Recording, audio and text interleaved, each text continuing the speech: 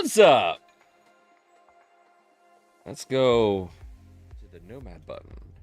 Hey guys, how's it going? Dairy Queen! Dairy Queen! Why are you shouting Dairy Queen?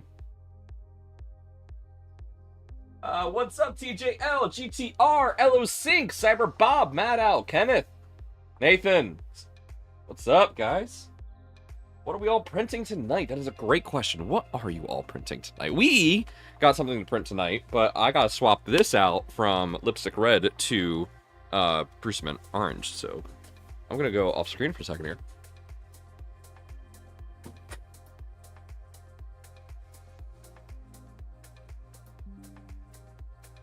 Some wonderful Filament Orange.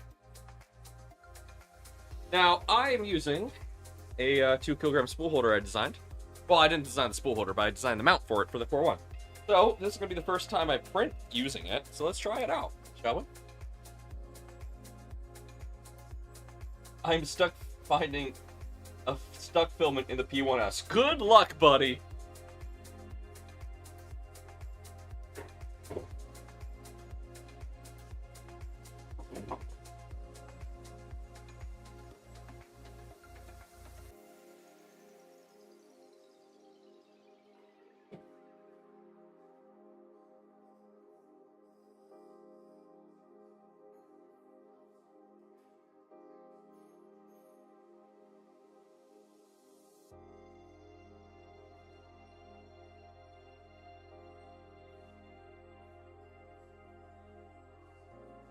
Alright. Oh, I forgot to set the lights to white. One moment. Pull up the hue. Studio, energize. There we go. Alright, I have nothing planned for today. So this will be an interesting stream. You at Murph? I am not at Murph, obviously. But hopefully, oh yeah, there's a ton of people at Murph right now. Hello, anybody who's at Murph. Say hello to everybody for me, because I'm not there. Oh, apparently Fusion has a dark mode. I have to look into that. Okay, apparently I have triggered the nerds. Of a particular group of undesirables. No, that's a joke. Apparently Nathan had me shout Dairy Queen for some reason. Nathan, if I'm gonna start screaming random things for you, you need to start paying your dues here. You know, give a $5 every once in a while. If I'm here to entertain you, I don't know, man.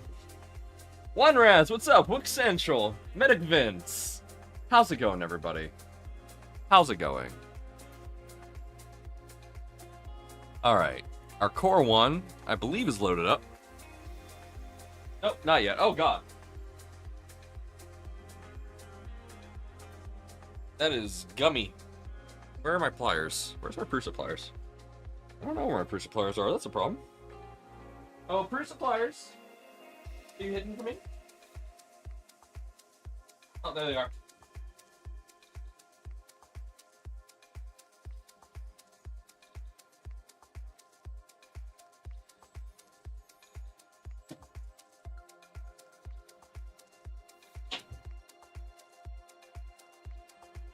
I think I may have a partial clog on my Core 1, but I guess we'll find out in a moment.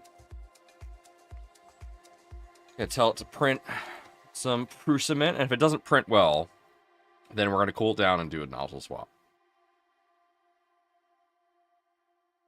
But I want to show off my new design, so we will do that.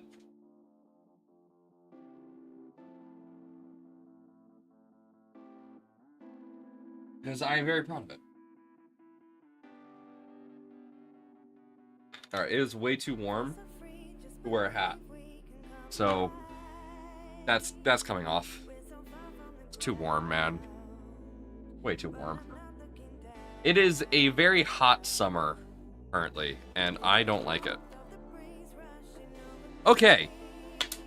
So, let me go to the live view real quick. Oh, forgot to hit the live button there. There we go. Alright, so I designed this recently. Hold on, let me turn down. There we go. So I can actually hear myself think. Alright, so I designed this, and this is just a cool little piece. What's important about this is that this is what goes on the core one. So I am a huge fan of this design. This is a 2 kilogram spool holder that I absolutely love. And it's one that I use on my XL. Now, this was designed for the XL, and the reason I picked this is because this is very, very, very similar to the one that's used on the HT90. So, I love this. What I've done here is I've redesigned the mount for this so that it is compatible with the Core 1. And this is a simple mod. This is a really simple mod, but it does require some hardware. So the original design for this is meant to go into a T-nut in extrusion. So I redesigned this so that it can use, well, a T-nut, as you can see here. So that is an M6 T-nut. It slots right in, which is great because that gives a ton, if I pop that back out, that gives a ton of surface area actually around the plastic in order for this to grab. So I don't have to worry too much about this being a very thin part because that just grips on really well. Then I go ahead and take, that's not, what? Oh, that had the T-nuts in it. Where is the bolts?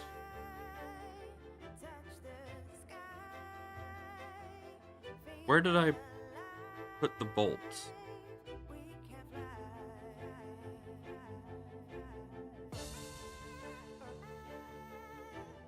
Oh, right here.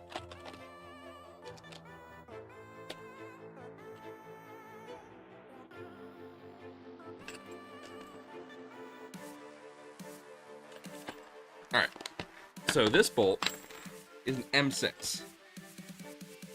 It's a chunky boy, but you take this, right, and you just go squeaky squeak. This hole was originally designed for like an M3, M4, I believe N4, but it was also just the right diameter for an M6, so I just said screw it, and made it work with an M6. So we just go ahead and get that in there. What's really funny is that you could just, like, do that.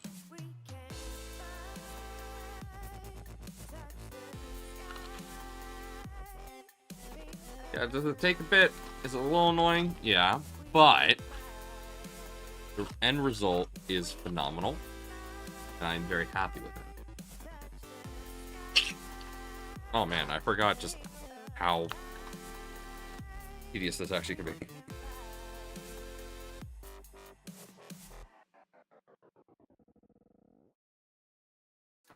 Maybe I should have designed this for an M5.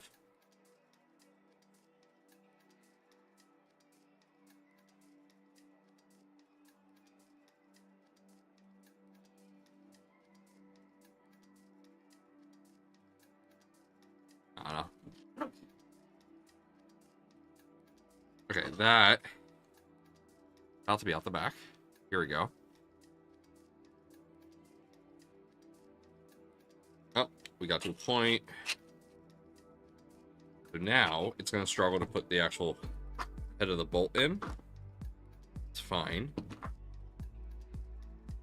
I'm going to do this. And then once, there we go. Put that there. And this should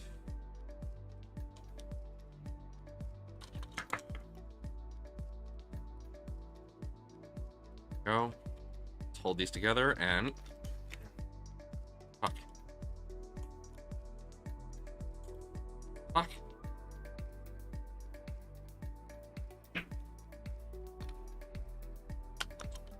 Fuck.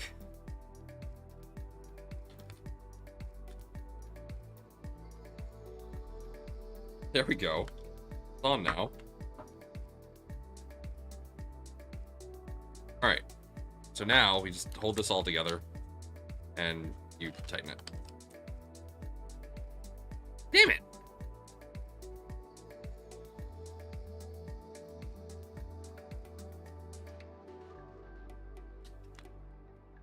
Bro, work.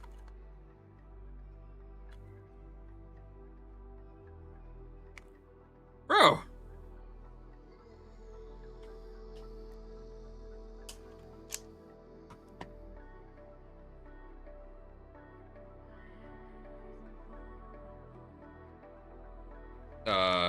Well, this did not go the way I had intended it to go. At all.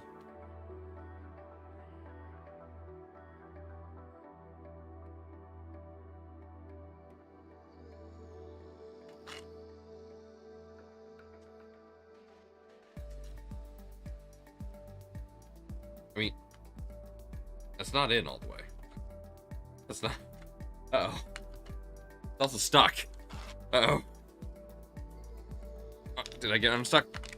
Yes, I did. Okay. Huh. This is really tight. I should probably fix that. So let's just do this a few times.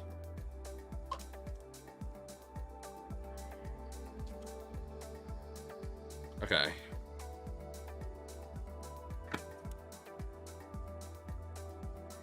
All right. So now we put that there. Yeah. Yeah. Okay. No. Hold on. Wait. Hold on. Wait.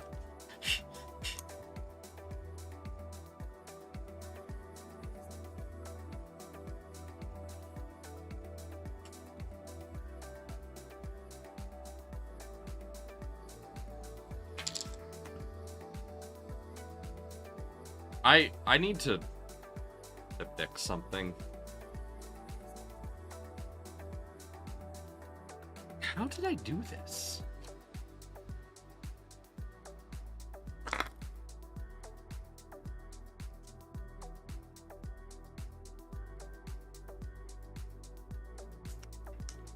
There we go.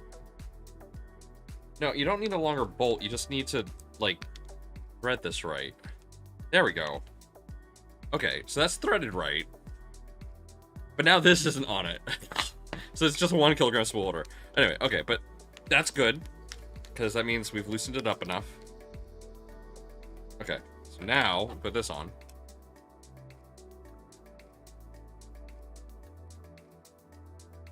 Right? Okay. Then put that back on.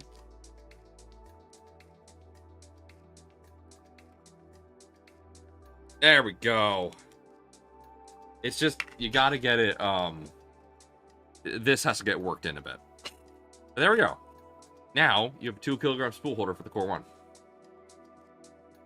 1. You use the M3 nuts that are inside, or the M3 screws to tap into these directly.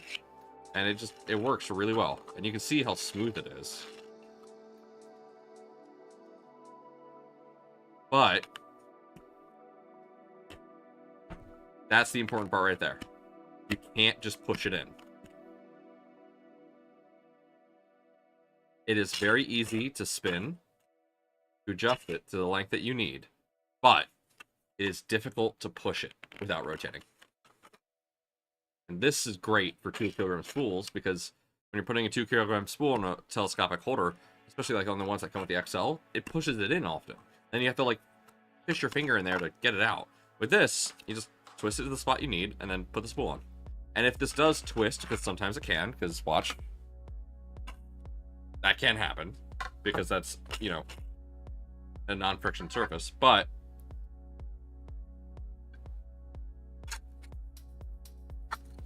you can then tighten that around the spool. So it does suck that this can happen. That does suck, but it is so much easier to unscrew that and get it out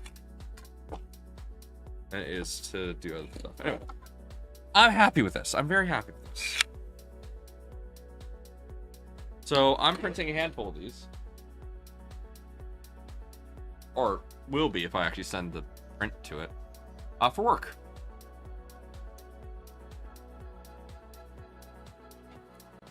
There we go.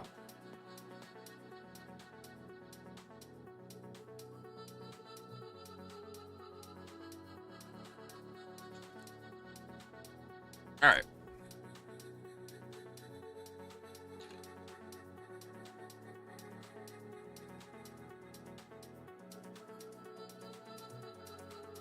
Sorry, I'm snapping into a Slim Jim.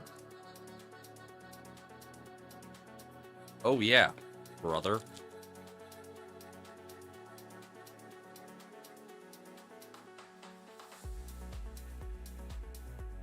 I feel like few people will get that reference, but I have no idea at this point.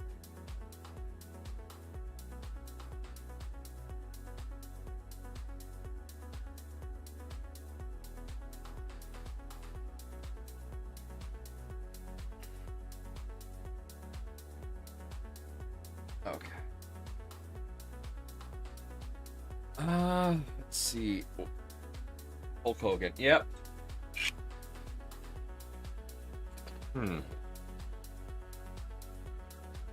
What should we do today, chat?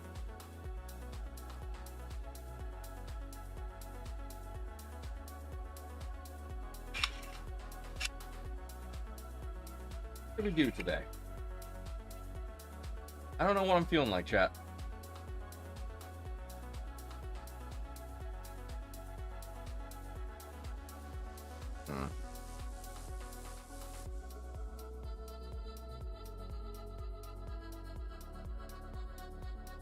What's going on in the 3D printing world? So I know Murph is happening.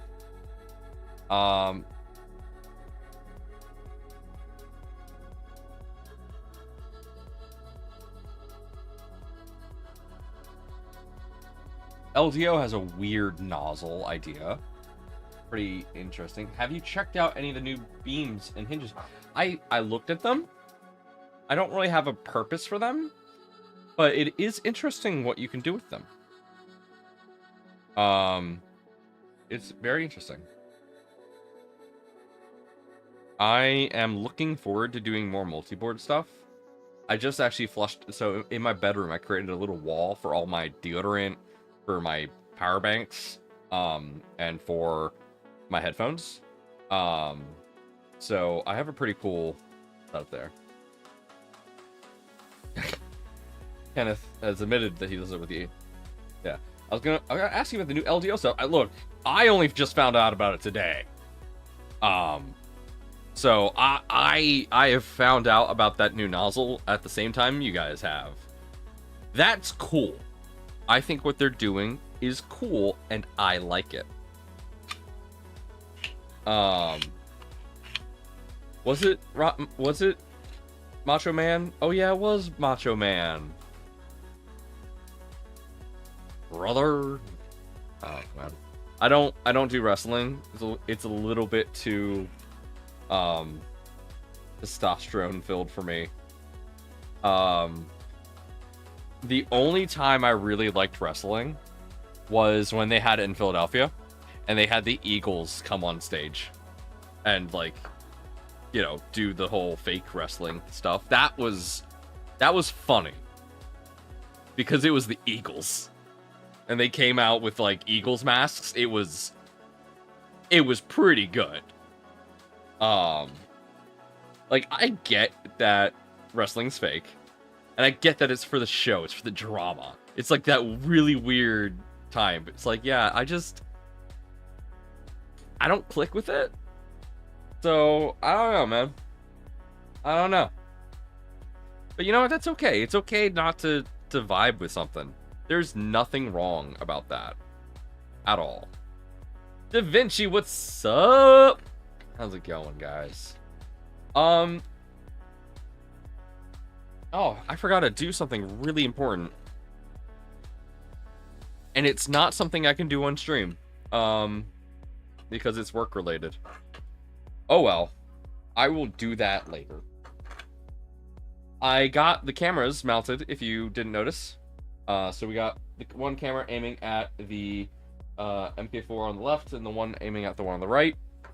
And then of course we have one in inside the XL enclosure. I will be getting the one for the Core One at some point, or making my own. I don't know yet. I want to get the one that's designed for the Core One, but when it comes to these ones, the original buddy camera, that has a great value proposition. Hear me out. You might be like, but Nomad, it's $50 for a camera that only takes a picture every 10 seconds. Yes, it's $50 for a camera that can only take pictures every 10 seconds that has motors built in. And at some point of time, those motors will be enabled, allowing you to look around. That is phenomenal for the XL. That is phenomenal for these printers here, because if I push back my Core 1 and I want to see what the Core 1's up to, I can literally tilt the camera to look at the Core 1. They become security cameras. But like, for printers, I'm sorry, Bamboo, you can't move that camera around. You can't like tilt it to get a better view of the shit going on in your printer. No. These will. Eventually. That's the cool part about it. And they have night vision. They actually have really good night vision. So, yes, right now, not great. But I know that there will be updates to it soon. No, I say soon, but they say on the page of the buddy camera and its firmware that they are going to be enabling support for that soon TM, and it's been like that for a year. But trust them. No, I swear, like, I don't know when, I don't know how, but there's gonna be a thing. Yeah, I pan, tilt, zoom on my printer cam. It's great. Like, that is really an awesome feature that I cannot wait to have. I am so excited for it. And as soon as it becomes available, whenever it becomes available, if it becomes available, I know it will eventually become available. I cannot wait to show you guys how it works, because I know I'll probably be one of the first people. I don't know. Maybe. Who knows? Just, I think it's really cool. My P1S is 2 seconds per frame. Yeah, like, let's be real. You don't really need a live view. Like, if your layer is taking more than 10 seconds to do, which is actually a reasonable amount of time for a layer to do, one photo every layer on a moderate print, yeah, that's fine. I don't need any more. As long as I can tell without the print screwing up, that's all that's important to me. Clownhammer, Robo, what's up? I'm trying to think of what to do, guys. So, we designed the thing on stream for my mom. I think I threw it away.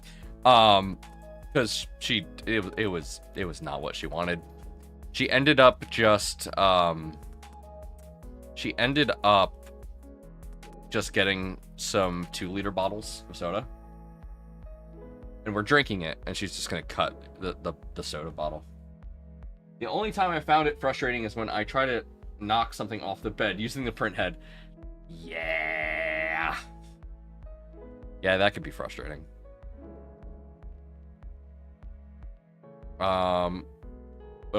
Can't. I need to look away. Can't let the reflection of that be seen.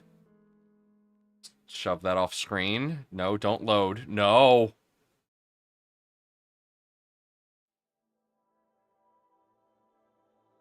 I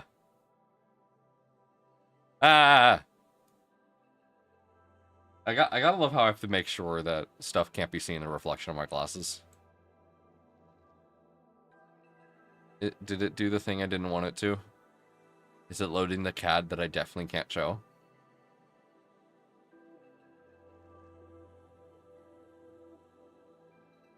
Isn't stuff fun?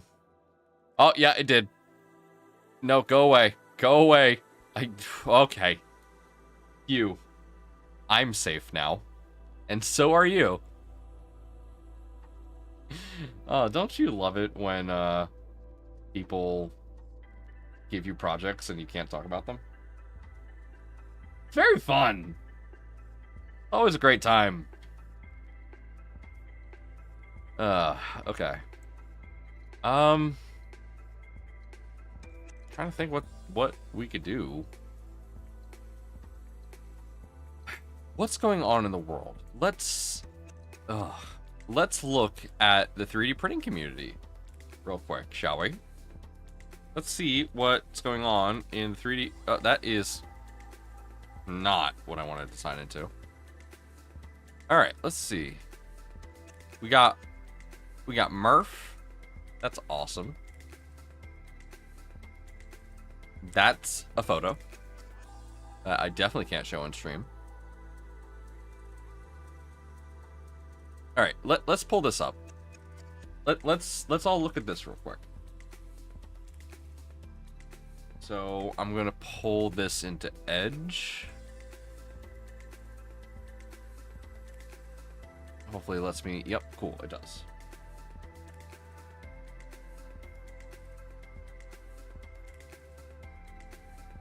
Here we are. That t-shirt is amazing. I love this t-shirt so much. So this is wild. I need to know how they made this. I need to know how they made this. Like, I need to know.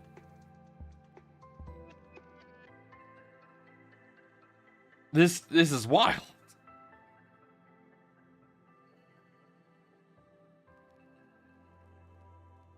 Man, I do kind of wish I could be at Murph. But it is what it is. I have a drill bit that does that. It goes in and then just goes right? Yeah. I got one of those too. They use dark magic? I think so. Clownhammer, I will not be at Murph. I will not be there. There's no way for me to get there, and it's a little too expensive for me to go there because it's in that weird distance where it's a little too far away, but also a little too close to justify anything. So I can't drive because I have a lease. It's close enough for me to reasonably drive. I can't drive because I have a lease, and it would kill the miles on my car. I could fly there, but that's a lot of money. And I would rather save that money to, say, go to Open Sauce, which I have news for. And then, it's... I can't take a train there. Like, it's in that weird spot where it is too expensive to get there, but too close to go the expensive routes. It is that weird middle ground.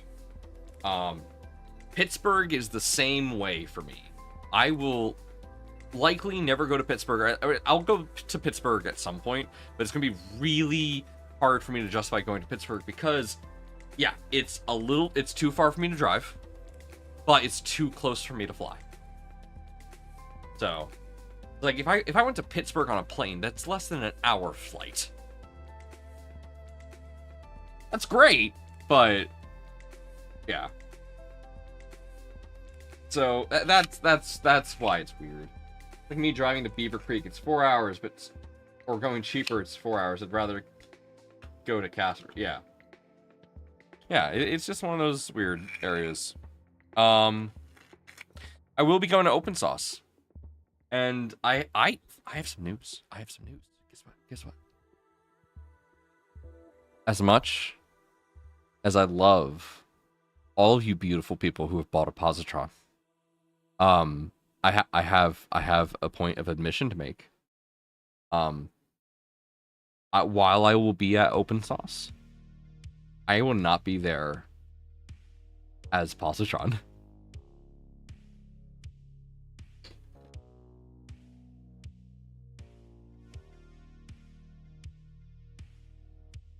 Hell yeah, brother. Yeah. So I will be, as of right now, I'm gonna be representing Prusa. I'm actually really excited for that. I feel honored, honestly. Because I feel like I have somehow, I feel like I've somehow achieved a status. Like, okay, Pooch reps Prusa. Also, Prusa owns Repcord, so that makes sense. But like 3D Printing Nerd also has repped Prusa. So it feels like a weird rite of passage. So I am so excited. It's gonna be awesome.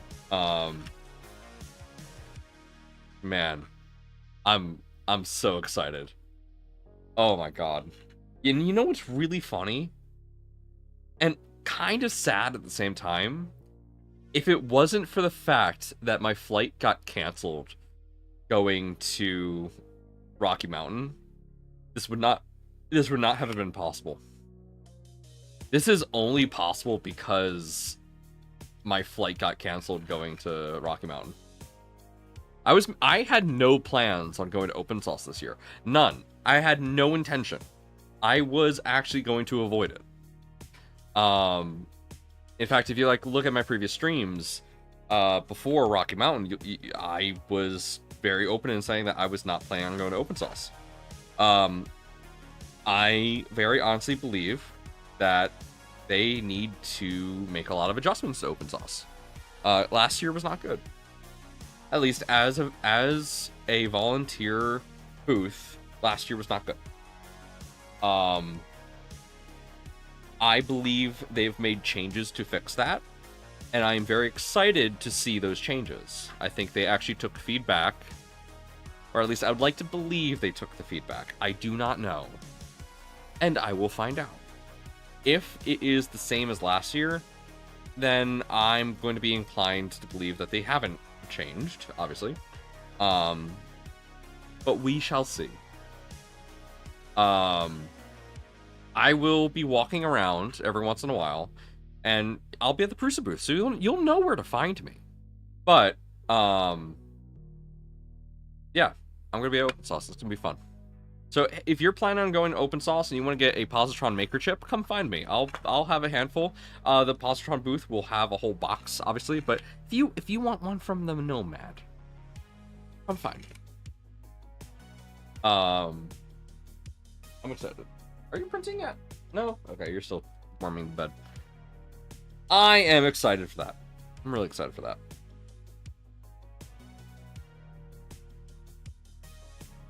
It's been a while since I haven't been able to figure out something to do.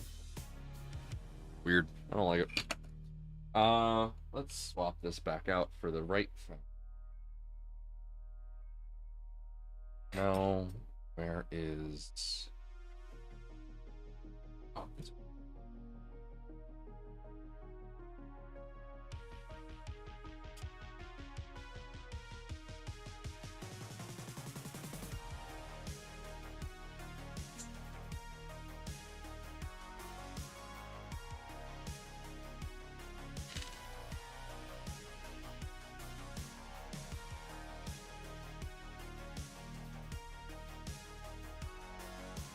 That.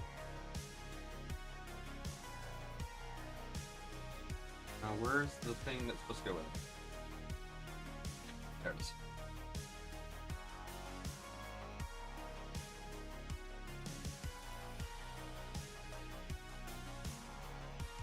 Questions for the newbie. How does the Positron God rep Prusa? I work for Print and Solid, which is owned by Prusa. So I work for Prusa. I am a research and development engineer for Print and Solid, which I can say I'm an R&D engineer for Prusa, but that's not entirely true right now.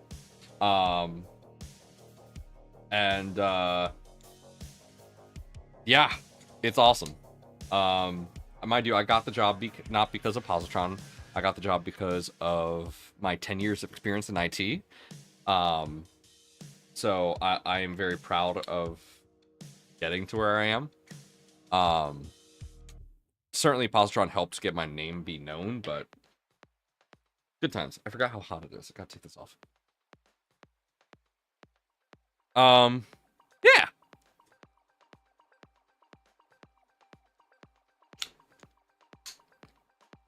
Okay. I think it's awesome. Thank you. No, it's really cool. We're starting to open up the tours. Also, where's Printopia? Printopia is in Maryland this year. It is in Maryland, right? In the Delaware area. I highly recommend Printopia. I do highly recommend it. Printopia. So the reason I highly recommend Printopia. So Rocky Mountain's awesome. Rocky Mountain is awesome. I love Rocky Mountain. It's really fun. But for a lot of the vendors that come over from Europe, it's a little difficult to get to Rocky Mountain. So you often don't see Joseph there, for example, because it is a flight for him. That is a long flight for him. But if you go to 3D Printopia, that's a much easier flight for him. And since Printed Solid's in the area, he usually does the trek out. So you will see more Prusa representation at 3D Printopia, but you'll also see a lot more. You'll see E3D. E3D's at Rocky Mountain, but they're a little bit bigger at Printopia because it's easier for them to get to Printopia. You'll see, a bunch of guys from just all over.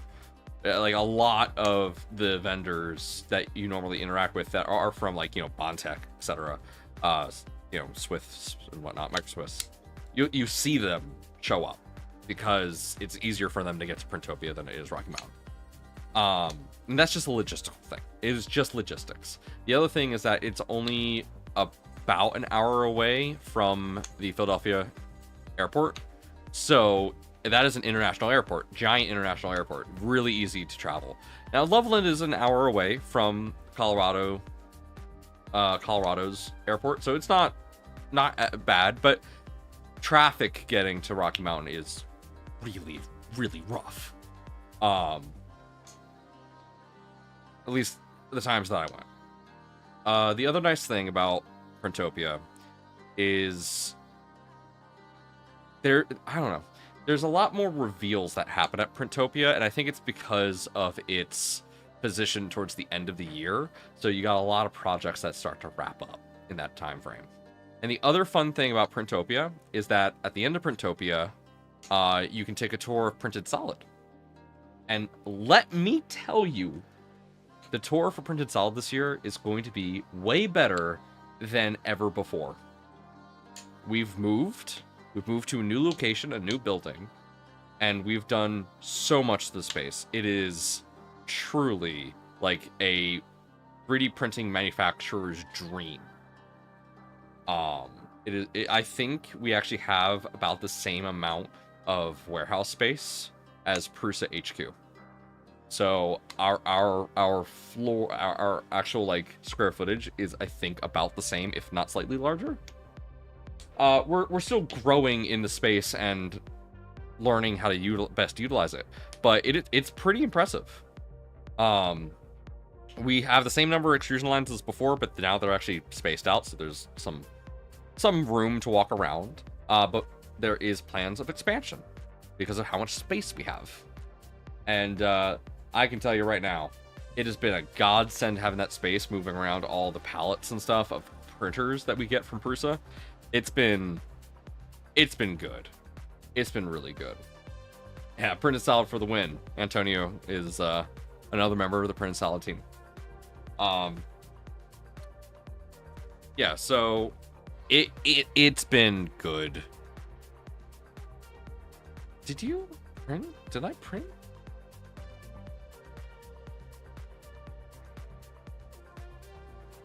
I don't remember sending a print.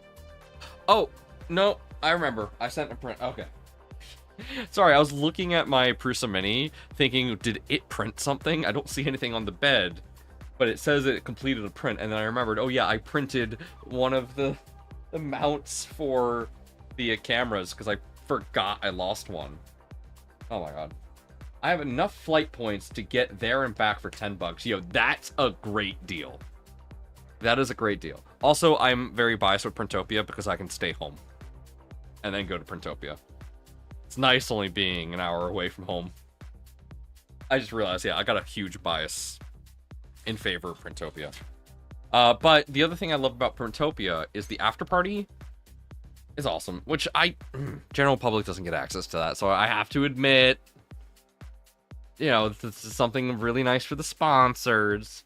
At Rocky Mountain, the after party is, you just stay in the venue afterwards, and they serve beer, essentially. That's it. Which, it's fine, you know. There's some limitations that the venue imposes, so you can't really serve food after hours, so, yeah. Hey, Moonhowler, welcome. And then at Printopia, there's like this... They bring us to a baseball stadium, and they rent out the whole baseball stadium. So, mind you, it is not like a major league baseball stadium. It is a minor league, I think, or just a college league. So it's a baseball stadium. Like, it has a concourse, but it's not like a major league or anything. So, they rent that out. It's a buffet. You hang out and mingle with everybody. And it's fun. It's just fun. I love it. I love it.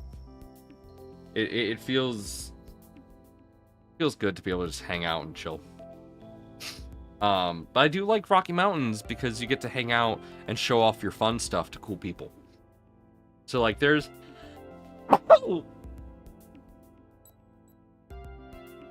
rebooting.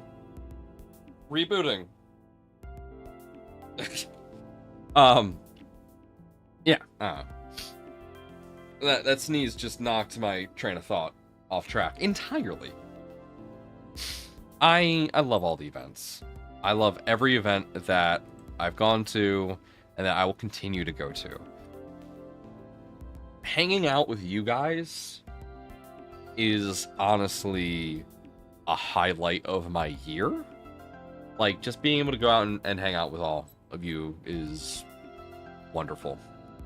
And I always enjoy every minute of it because, I don't know, I can't really explain it. It's fun. Just fun. And that's good. Let me check this printer, make sure that we don't indeed have a partial clog. I noted in Discord, but the positron survived the gods of force-checked baggage. There you go.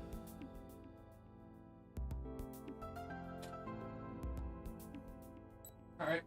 So far, it's on the first layer. It looks to be fine. Again, I'm monitoring a partial clog. This spool clogged my nozzle. How dare you? How dare you clog my nozzle like that? Be gone.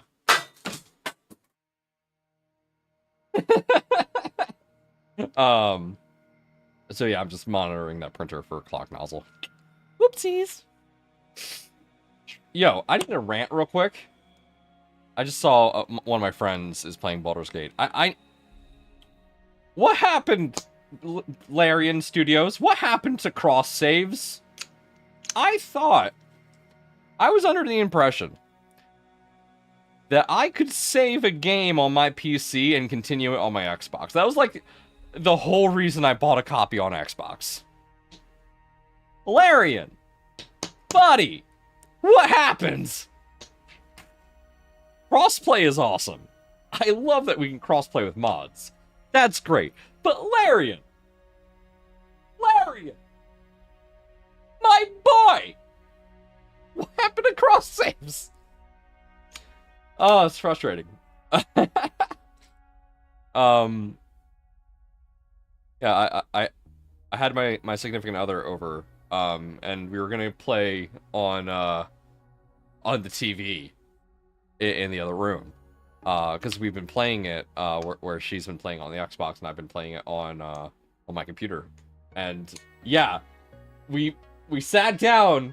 Not only did we add 138 gigabyte download update to do, but then after all of that, after the controllers updated, after the Xbox updated, after the game updated, because I haven't touched the damn thing in like a year.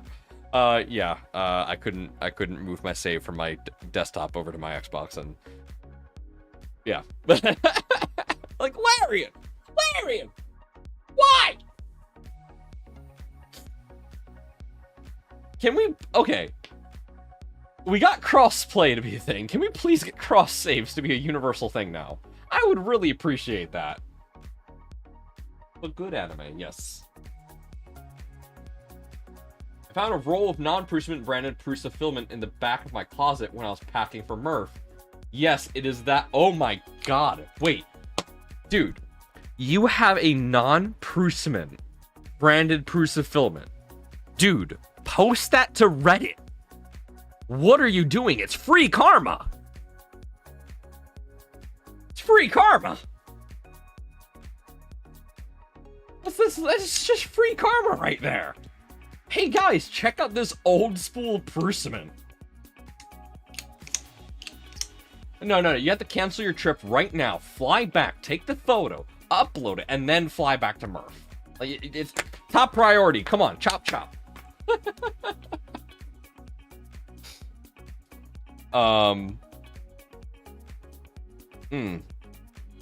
Brain worky.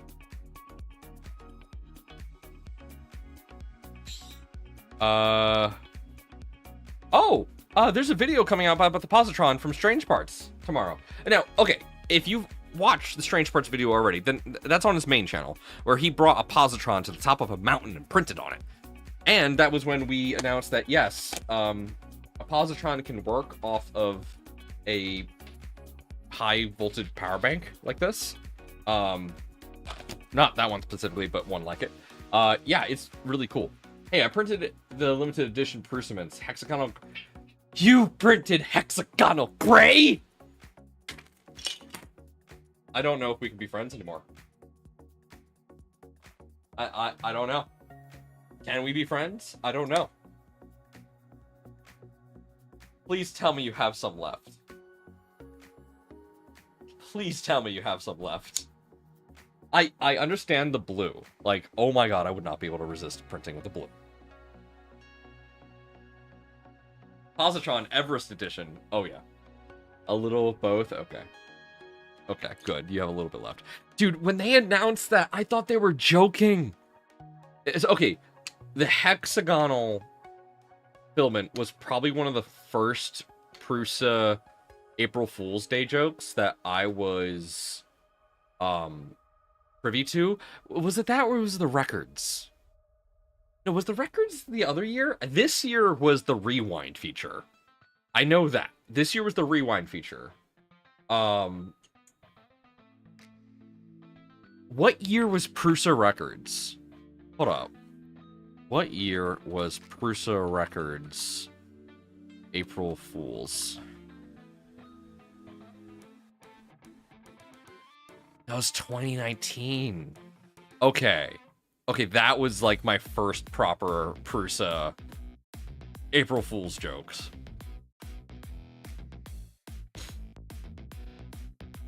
Wait, hold on. No, that wasn't it. Hold on. No, 2024 was the records. Okay. Okay. Hex was 2023. Yes.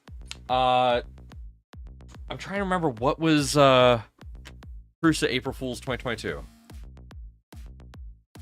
Prusa April Fool's 2022.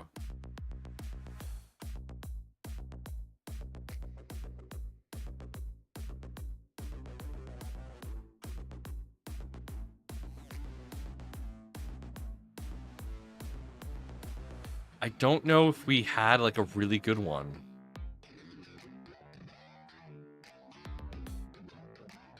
I don't think we had an April Fool's in 2022. I think the Hex may have been like the first proper one. I feel like, maybe? I don't know. Man, the Hex one feels nostalgic, weirdly. Is that weird? I don't know. Huh. I'll have to ask Mikolov if that was the first one. I remember seeing it, and I was like, man, that'd be funny to buy one. And then yeah, I didn't realize that you could actually buy it, and by the time I realized you could buy it, it was gone. I didn't get the blue because I was just like, oh, that's pretty cool. Okay, Rewind was a pretty good one. But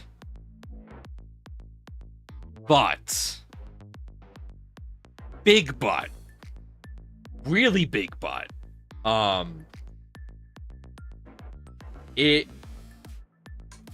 Okay, hold on. Let me paint this. Let me paint this real quick.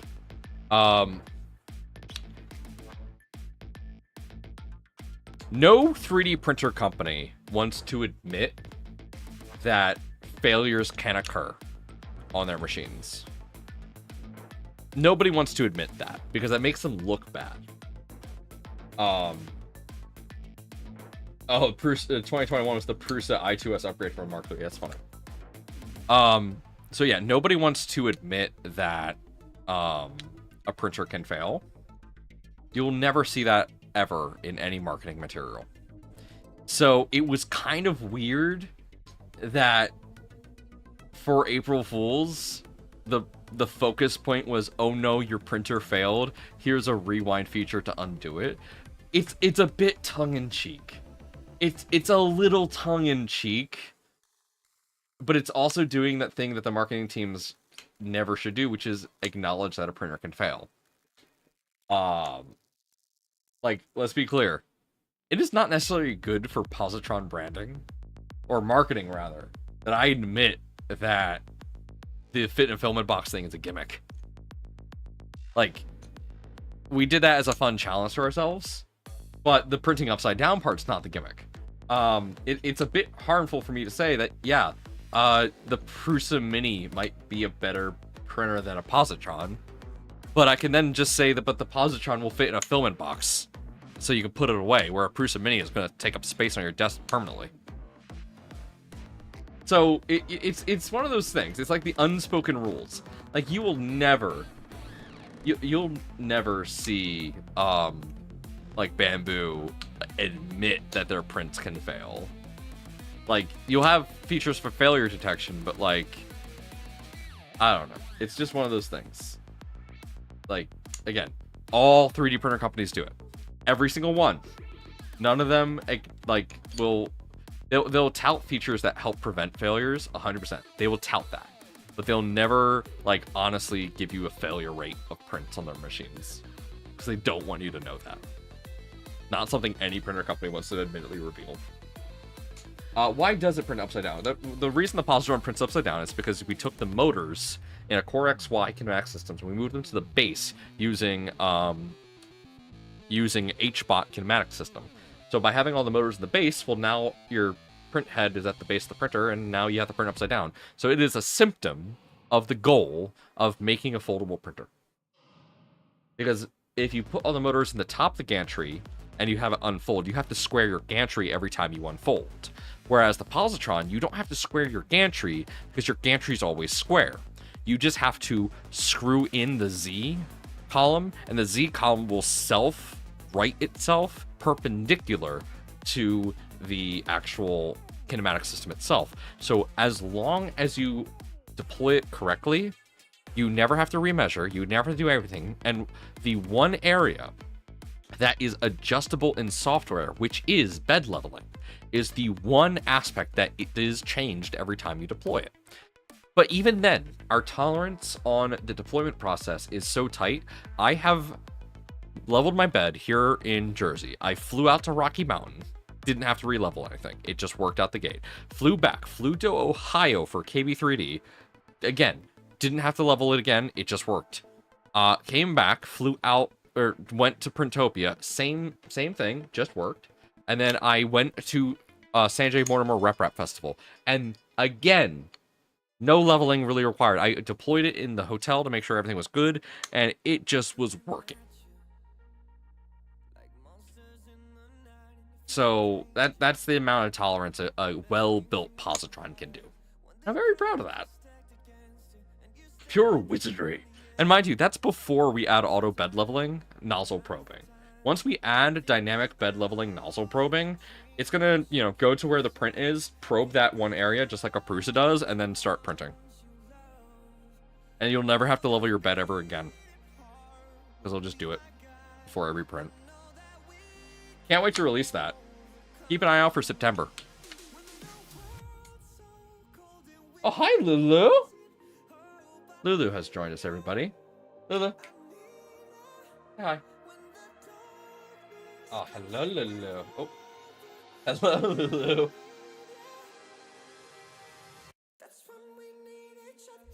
Lulu's cute.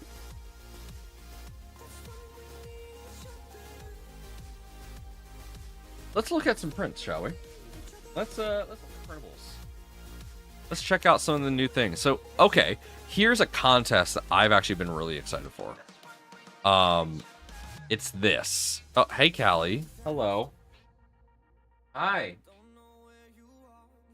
So, the contest this month or whatever is to make printable fans, and I saw this and I got really interested.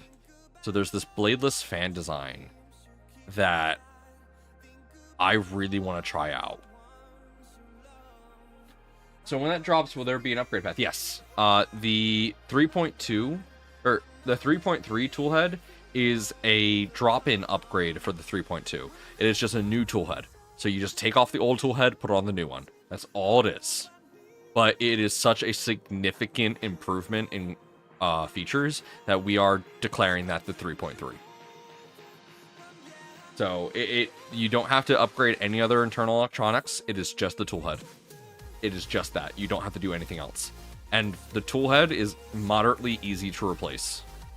So you may have to rebelt because the new toolhead will have a different way of mounting the belts, but that is a relatively easy thing to do.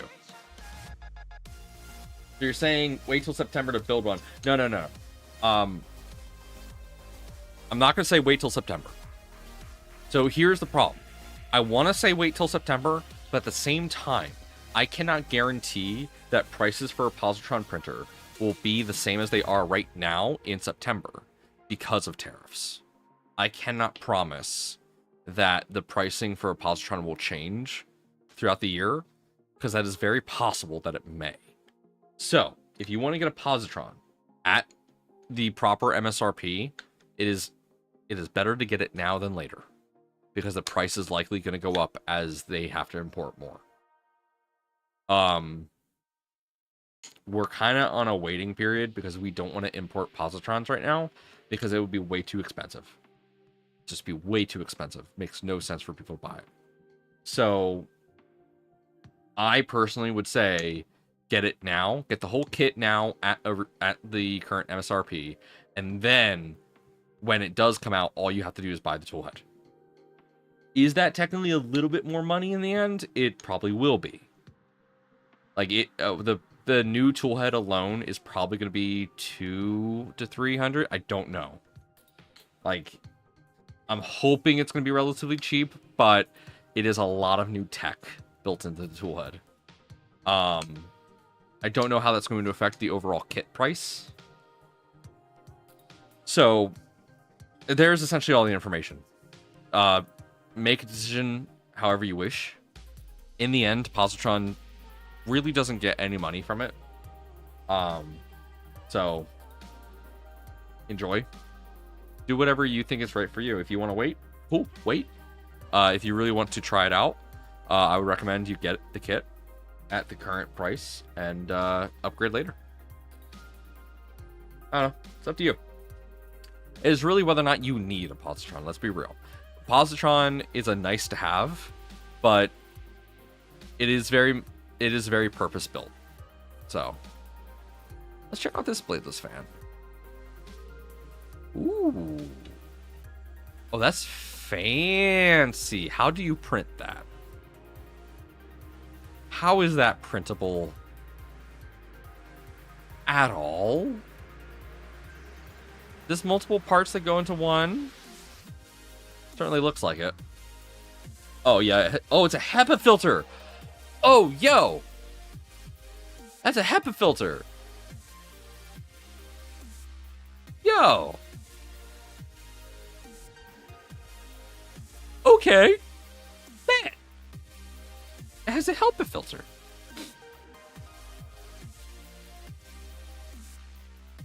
Alright, I'm liking that. Oh, wait. Right, I have to move it to another thing to do that. Okay, I'm putting a pin in that one. My Z-belt clamp broke, and I forgot where to print a new one before I left. Wonder if they have a spare. They will not have a spare, but you can easily get one printed. And is the old toolhead cable usable elsewhere? You won't have to get rid of the old toolhead cable. The toolhead cable will be intercompatible. Because we're still using an XT30 2+2 cable. So, yeah. And I know, 300, ouch. I don't actually know what the price is. I'm hoping it's less than 200. Let me be clear. I'm hoping it's less than 200. But with current tariffs, I have no idea. I've genuinely no idea how much it's going to be with tariffs. And that's the case for the positron itself. At the height of tariffs, which I don't know, I don't even know what the current tariffs is. As far as I'm aware, it's still 150%. A positron would cost $1,500 to import at the height of the tariffs at 150%. Wait, no, that's wrong. It would be $2,000 just to import. With the height of the tariffs, it would be $2,000 to import a positron. If I ever hear anyone buy a positron at $2,000, I will smack them, because I would never wish that upon anybody. Like, straight up. Oh, let's get real for a moment. We have not.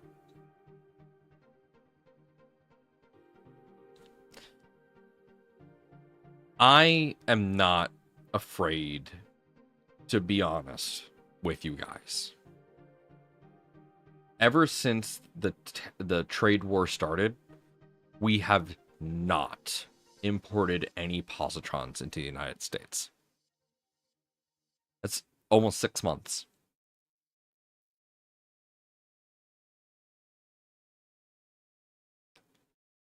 It has stopped.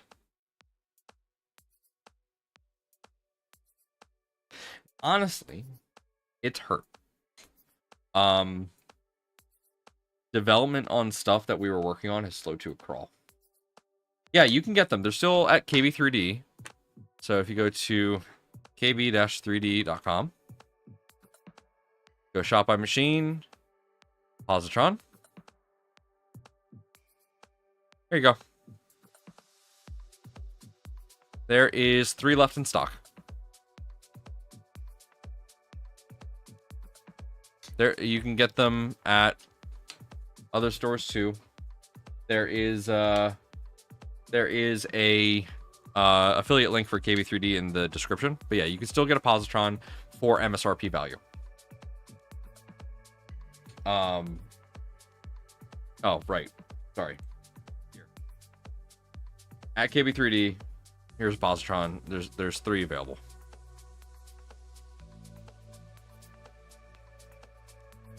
But yeah.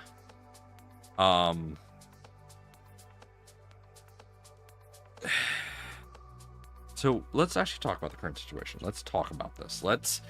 Let me pull the curtain back and reveal what is happening with the positron team right now. So in the past, a lot of our development costs were covered by LDO, because LDO are awesome and they like to help us with our development costs. We had a major, and I mean major deal lined up with FRC. A massive deal. Like, this would have brought in a lot of money for positron development. And I'm talking like tens of thousands of dollars to positron. Like, through the donation percentage that LDO gives us, it would have been tens of thousands of dollars. That's important. My goal with that influx was essentially I wanted to pay every person that helps make the positron 3.2. I wanted to pay every single person $5,000 for all the work they've done. That was my goal. And that was going to be 100% reasonable with what this deal was going to do. The trade war started and that deal sank. Gone. Because it was no longer viable to import positrons.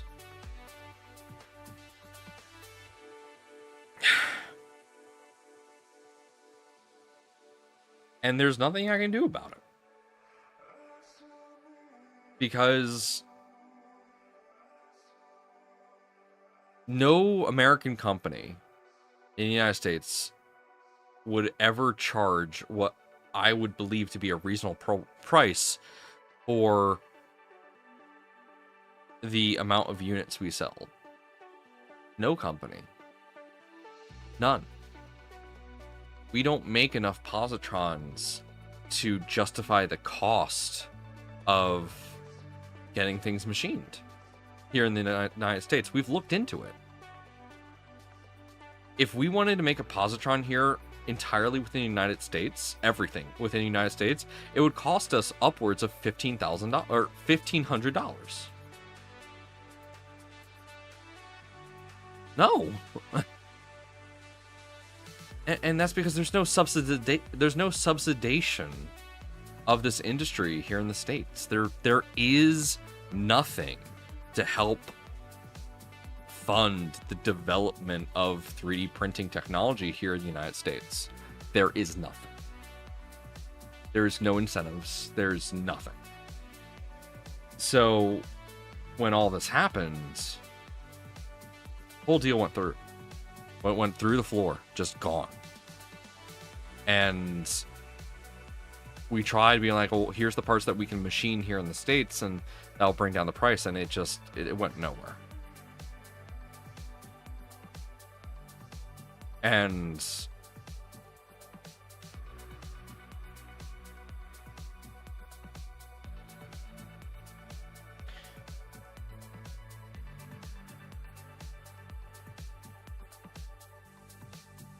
I still don't know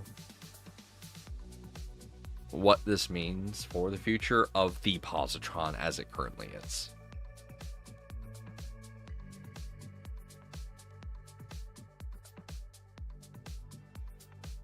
You work for 3 years of your life on a very passionate project, and you pour your heart and soul into it, and you work with good people. You work with really good people. LDO, Jason, everyone on the LDO team, they are wonderful beings. They are people who care about the community, and they care about everybody in the community. They are avid supporters of the LGBTQ plus community, of, just the maker community as a whole, and what they want more than anything is to have people enjoy building printers and making printers and just printing. LDO truly cares about helping push innovation in our industry. That is why they helped fund Positron. That's why they helped us develop things. There was no other company that was willing to take a risk on such a strange machine than LDO. LDO was the only one that was like, yeah, we're going all in on this.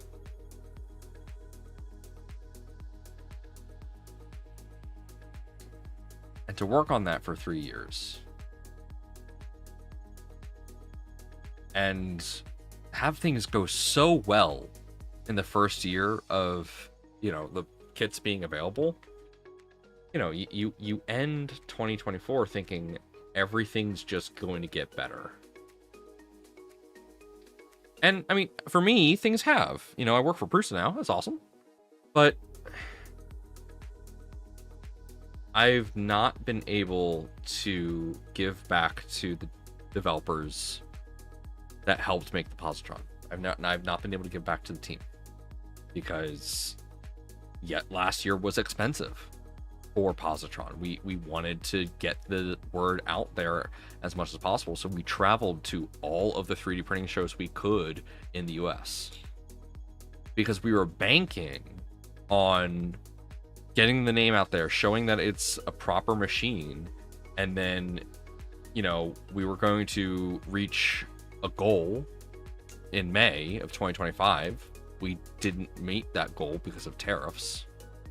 And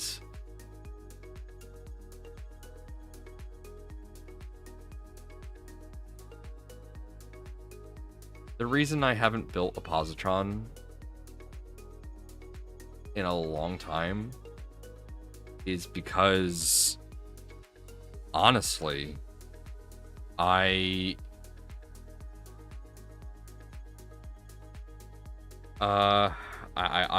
honestly, I lost inspiration because I became very depressed. Couldn't Co help get a kit for at least the LT project. I do not have the rights to the LT project or any of the other forks. Hi, Callie. Can you please get down? No, don't. I love you, Callie. I'll give you plenty of attention later. Thank you. We have a plan.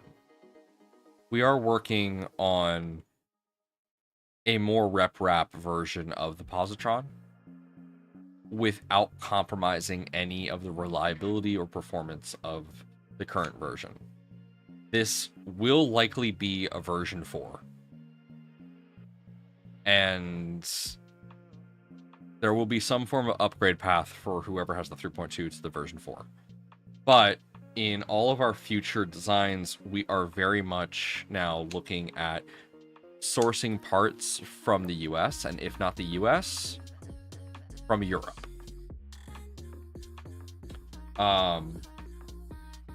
Mind you, this means that it's going to be more expensive, but we're trying. We got some cool stuff to share this year. Like we're still doing really cool stuff, but because of the lack of funding, everything is out of pocket. There is no exemptions for 3D printers. They are a industrial category all of their own. So we don't get exceptions. While we could try and say that because we sell a CM4 with the kit, we could say that it is a personal computing device that has the ability to fabricate, but that'd be lying. And we'd be, yeah, we could get audited. Hello, Petty. Welcome. So yeah, this year's been hard. Mind you, this has been hard for the whole 3D printing community. Because if you did not get a large stock of printers into the United States before these tariffs went in place, then you got shafted. Soval and Elgu, they got stuff in quick. So. But you're running a full OS, so is it lying? Technically, yes. Sadly, technically, yes. Because the purpose of the machine is not for personal computing. It is for fabrication. That is like saying, yeah, this CNC mill has a Linux computer built in, and it's for word processing. No, it's not. It's for CNC stuff. You can try and get around it, but you won't succeed. Because literally, what ends up happening is like they look at it and they say it's in this category, so it's like you can't. It's, bruh. Yeah. Throw Docker on it and it's a server. Oh man. But yeah, so that. If you've I'm not sure if any of you have noticed that depression wave that I've gone through. I didn't want to publicly admit it, but here we are. It knocked the wind out of my sails significantly. But I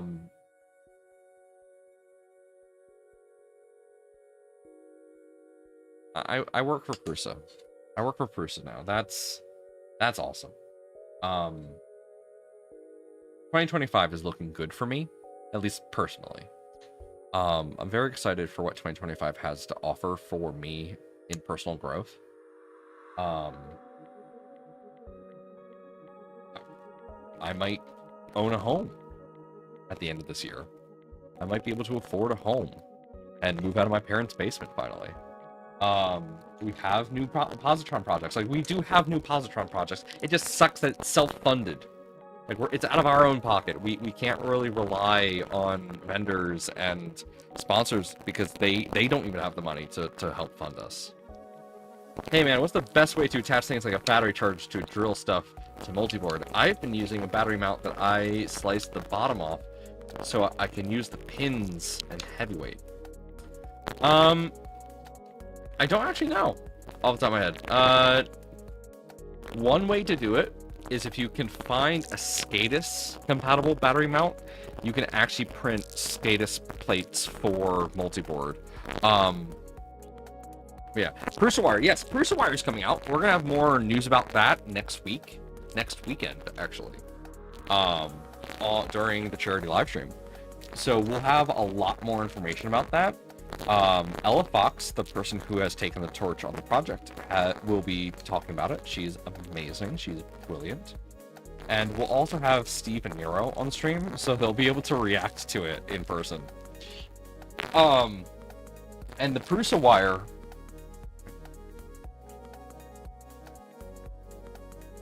Thank you for letting me know. The Prusa Wire is specifically designed so that you can actually source pretty much all the parts from Prusa. Pretty much. Not all of them, but most of them. And that can make things a bit cheaper. Again, with tariffs.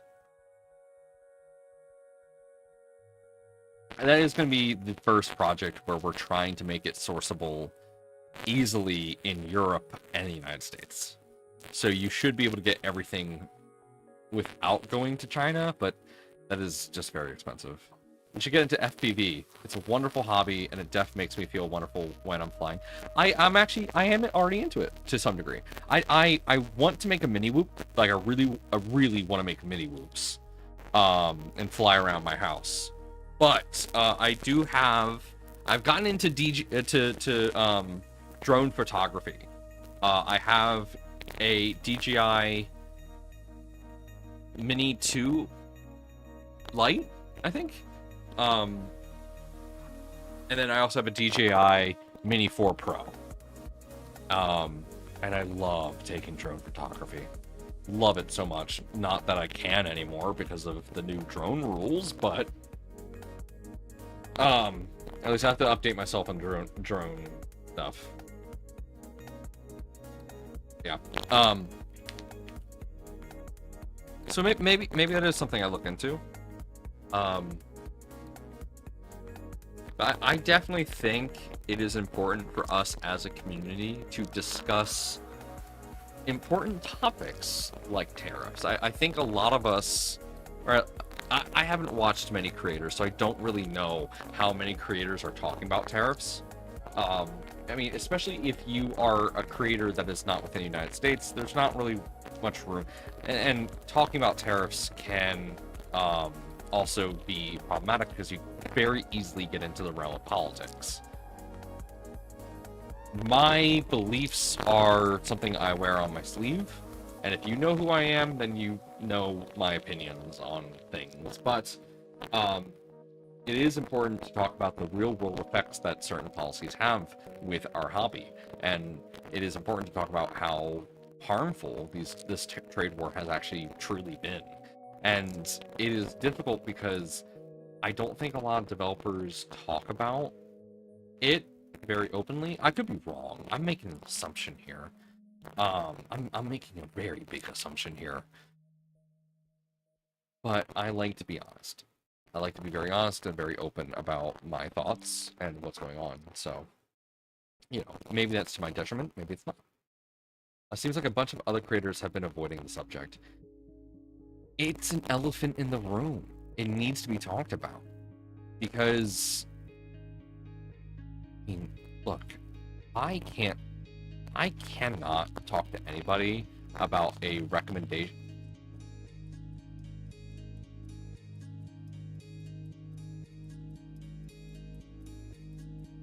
Okay.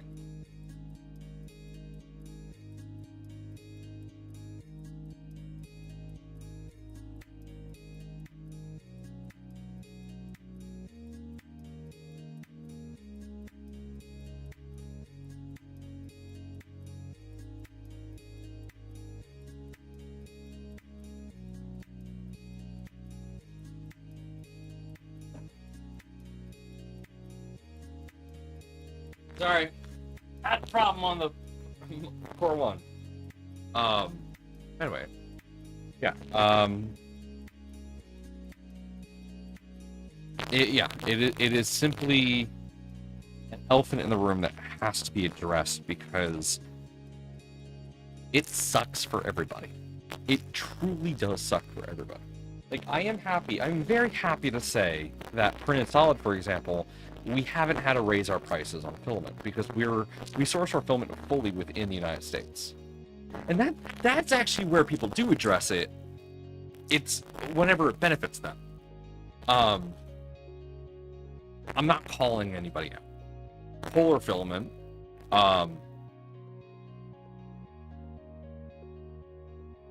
Protopasta, and a bunch of other US-based filament manufacturers, you know, boast that their prices aren't increasing because they source their resin here in the United States.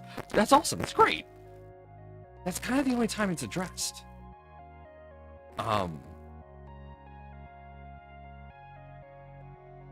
Yeah.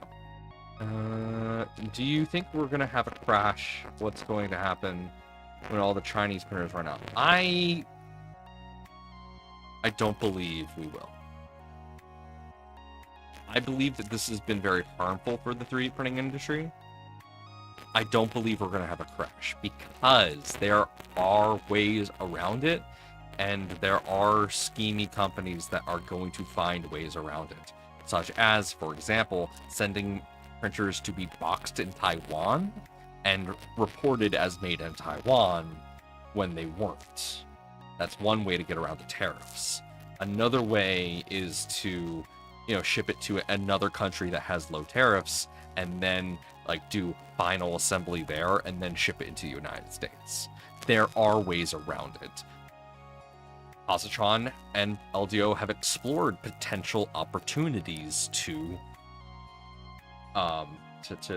try and get it cheaper, but we've decided that it's best to just not try and dodge the tariff because that's technically a felony and I don't want to, you know, do that. I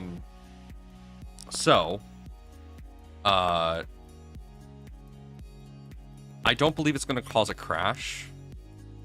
What is likely to happen is that when stocks run out, prices will increase, but you're going to start seeing... Let's look at Prusa, for example. Prusa wants to get as many Core 1s into the United States as possible, as quickly as possible. This has been a 5-year thing. Like, literally, what Prusa is doing right now has been a 5-year plan. This has been going on for a long time before the current administration. So, Prusa has been wanting to make printers in the United States for a while now. And in an earlier blog post this year, before any of the tariffs were ever a thing. Joseph announced that the Core 1 is designed in such a way that it can be fabricated here in the United States. And I do mean fabricated. Like, 100% made in USA. So,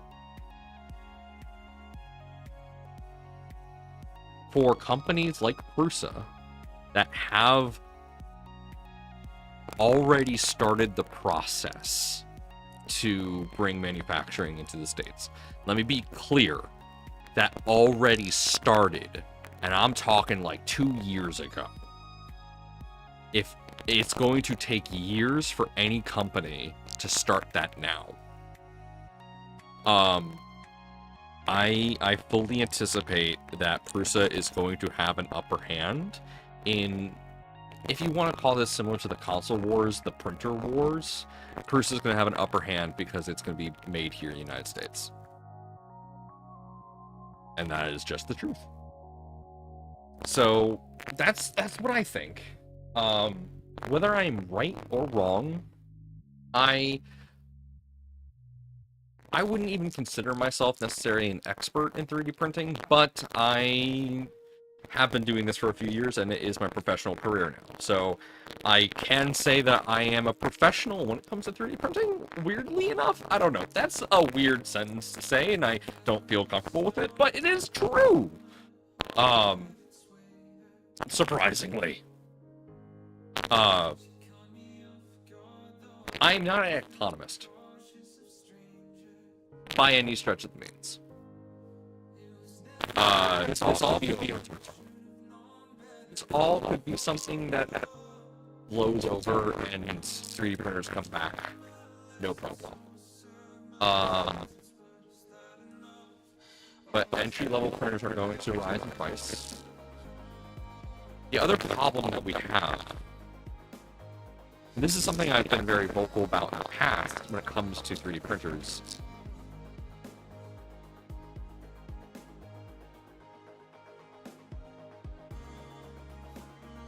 Okay, sorry. Thank you for informing me of that. Let me...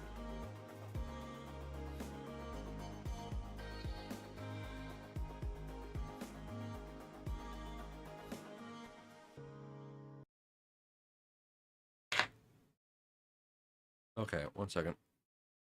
Okay. There we go. I can now hear myself. Oh, well, now I can't. Oh, wait, there we go. I can now hear myself. Oh, wait, hold on.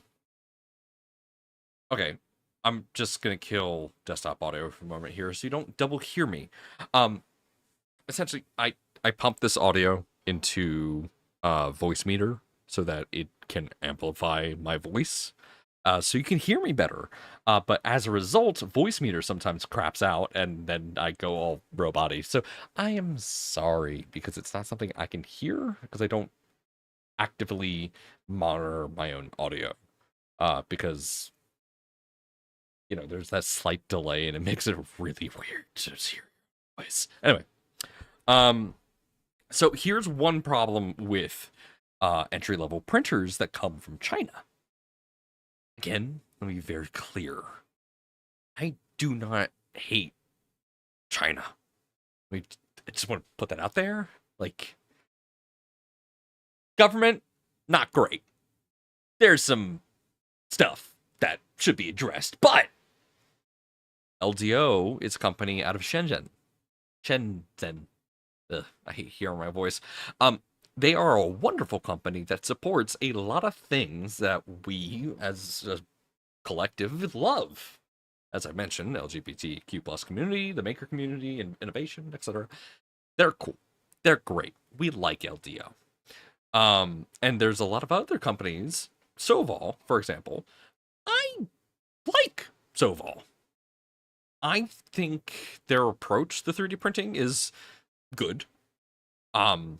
I don't really know too much about them as a company to really give a detailed opinion on them specifically, but I like them. They do some cool stuff. and they have the opinion that your printer is your printer and you should be allowed to do what you want with your printer. They've made that publicly known, and I respect them for that. Their customer service definitely is, mhm. But when I reached out to them because I wanted to return my SV0, at first they were like, no, no, no, no, we want to troubleshoot it. We want to troubleshoot it. I was being difficult. I wanted to just full return it. And they did eventually let me do that. But um, what I really liked about Soval is that they were at least responsive. They messaged me multiple times within the afternoon. When I tried reaching out to FL Sun support, I would get an email back every 2 weeks. So, Soval, at least in comparison to other companies from that region, um, they're responsive, which is great. It's good. But, um, you know, it, it is better than the norm, but the norm is very low. Let's be really clear. The bar is not high. If we look at Prusa, that has a live chat, that does not use AI, it's real people, that bar is really high. Say what you want about Prusa support, there's some difficult pain points that people have expressed, but there's also a lot of good experiences people have had that they don't talk about because it is sadly the nature of customer support. People who have a good experience don't often talk about the good experience. It is only when they have a bad experience do they often get vocal about the bad experience. It is very uneven in the feedback. You will always get more negative feedback than positive feedback, even if it is a perfect 50-50. If you get 100 people and 50 of them have positive experience and 50 of them have negative experience, you're going to hear more people from the negative experience than the positive, and it's going to look like 10% had a good experience and 90% had a bad experience, when in reality, the numbers are far better than that. Now, I'm not saying those numbers are actually analogous to what Prusa gets. I am talking about service industry as a whole, as my 10 years of experience in IT would have me understand. Whenever you got a positive review, we saw that as you did a phenomenal job. When you got a okay review, that you did a good job. And then when you got a negative review, it was like, you could have done better. It's not terrible. But that's how we always skew things. Like when someone actually gives a good review, it is actually a phenomenal review because of how rare a good review is. Because most of the time when people are happy with their product or service, they don't vocally say how happy they are. And those that do get shunned for being shills. Welcome to the dichotomy. Yeah. Speaking of experience, what are your thoughts on the Core 1 issue Joseph posted on Reddit? Okay. I agree with Joseph 100%. I believe that there's not every machine is affected by this. And this is reflected in what they said in the post, which is they were not able to replicate this issue on most of their machines. They have only just recently gotten a few machines back from people who reported this issue for testing and now can replicate the problem. When you have people reporting an issue and you can't, when you have, excuse me, stop that. I don't, and what the hell? Okay, I know you got, huh, 1 second.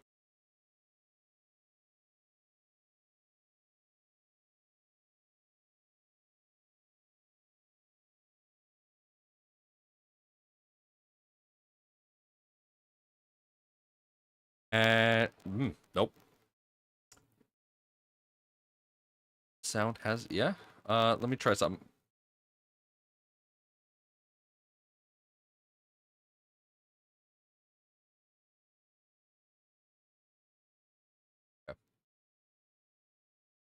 Okay. Testing. All right. What the hell? Did you?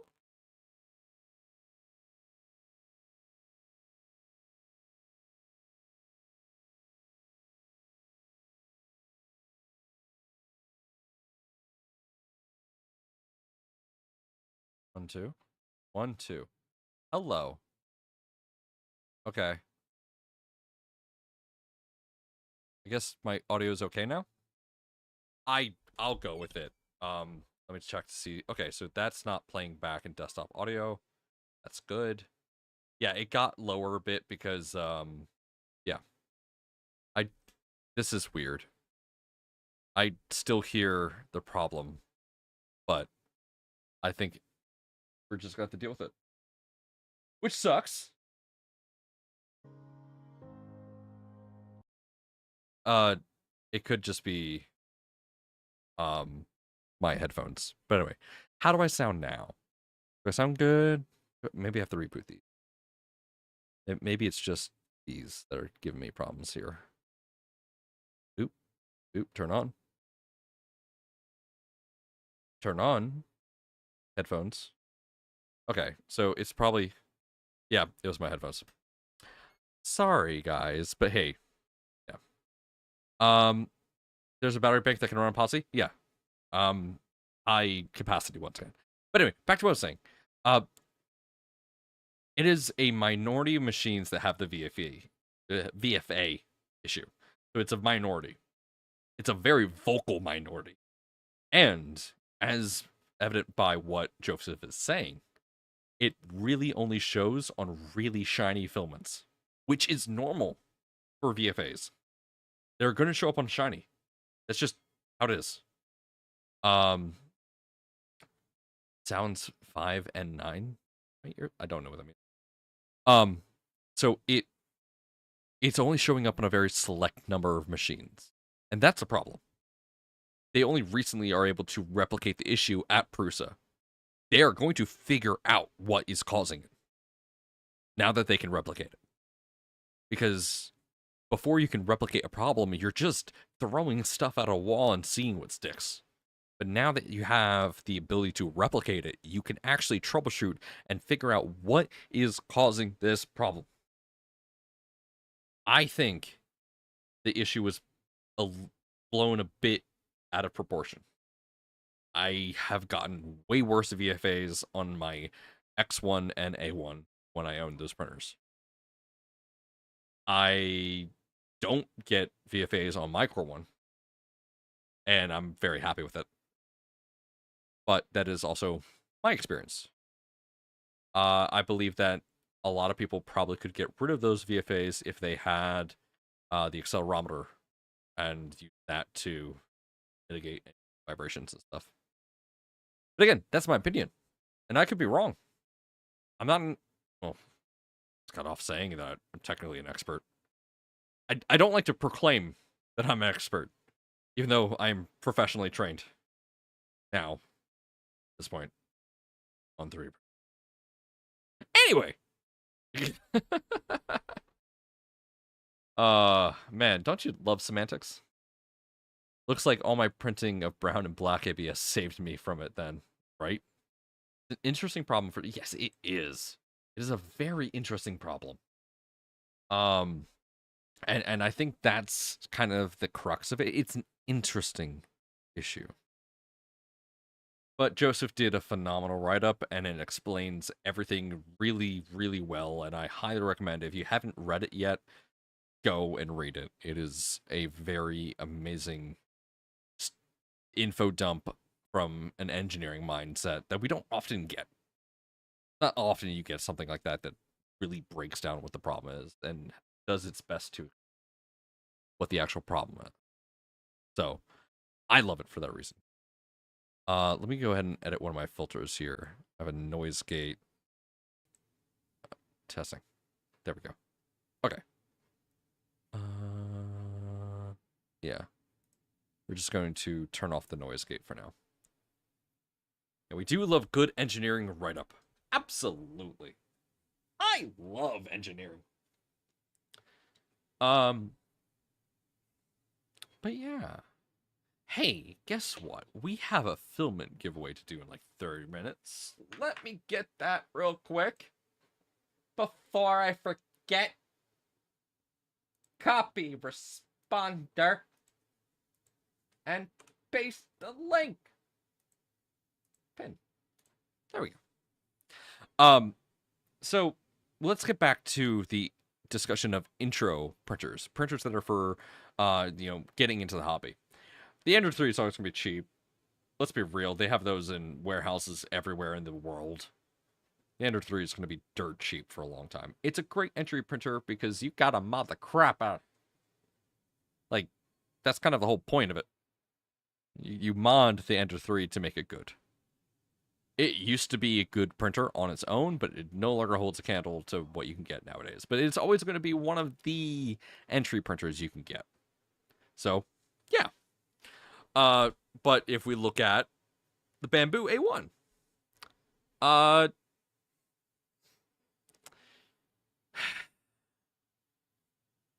so the A1 series, I've addressed this elephant in the past. It is heavily subsidized. The printer, if back when it cost $300 to get an A1 printer, that printer easily costs $400 to $500 to make. Easily. They are absolutely losing money on the A1 series, and they are making up for it for customers that believe they can only purchase Bamboo filament with their Bamboo printer. Let's be clear. Bamboo's business model is selling filament. It is the same thing with video game consoles. They sell the console, lose money on the console, make money on the games. Same thing. Because they really want you to think that, oh, it just works with Bamboo. Like, be it make you think it doesn't work with anything else, or it works the best with. That's what they want you to think. It's Prusa does it too. Prusament works best on Prusa. And Prusa works best with the Prusament. But they don't force you to think that way. Like, that's kind of one of the differences. Yeah, buy the printer, make money on it. Exactly. Same thing that HP doing. Now, Prusa and Bamboo haven't locked down their printers to only be able to do like one type of filament. I hope they don't. I would also love RFID tags in all filament if it's only ever used for identification and material type and printed recommended temperatures. Because here's the thing, especially when it comes with Prusament, Prusa actually records the temperature of the day that the filament was extruded and the temperature at which the filament was extruded when it was made. And that's critical. If you ever notice why filament has a range of temperature on its spool, is because the temperature at which it was extruded onto the spool can actually affect the best temperature for that spool to be printed at. So, for example, if I take this here, this is a brand new spool of Jessie Electric Lemonade. Brand new. But if you look here, printing temp range is 200C to 235. So, that's a pretty wide range. And that's because, based off the weather of the day that this was made, even the humidity, the sunlight, the humidity, everything, every factor of the weather will affect how this spool prints on your printer. 100%. And that goes for every spool. Every spool is affected. Every single one. So,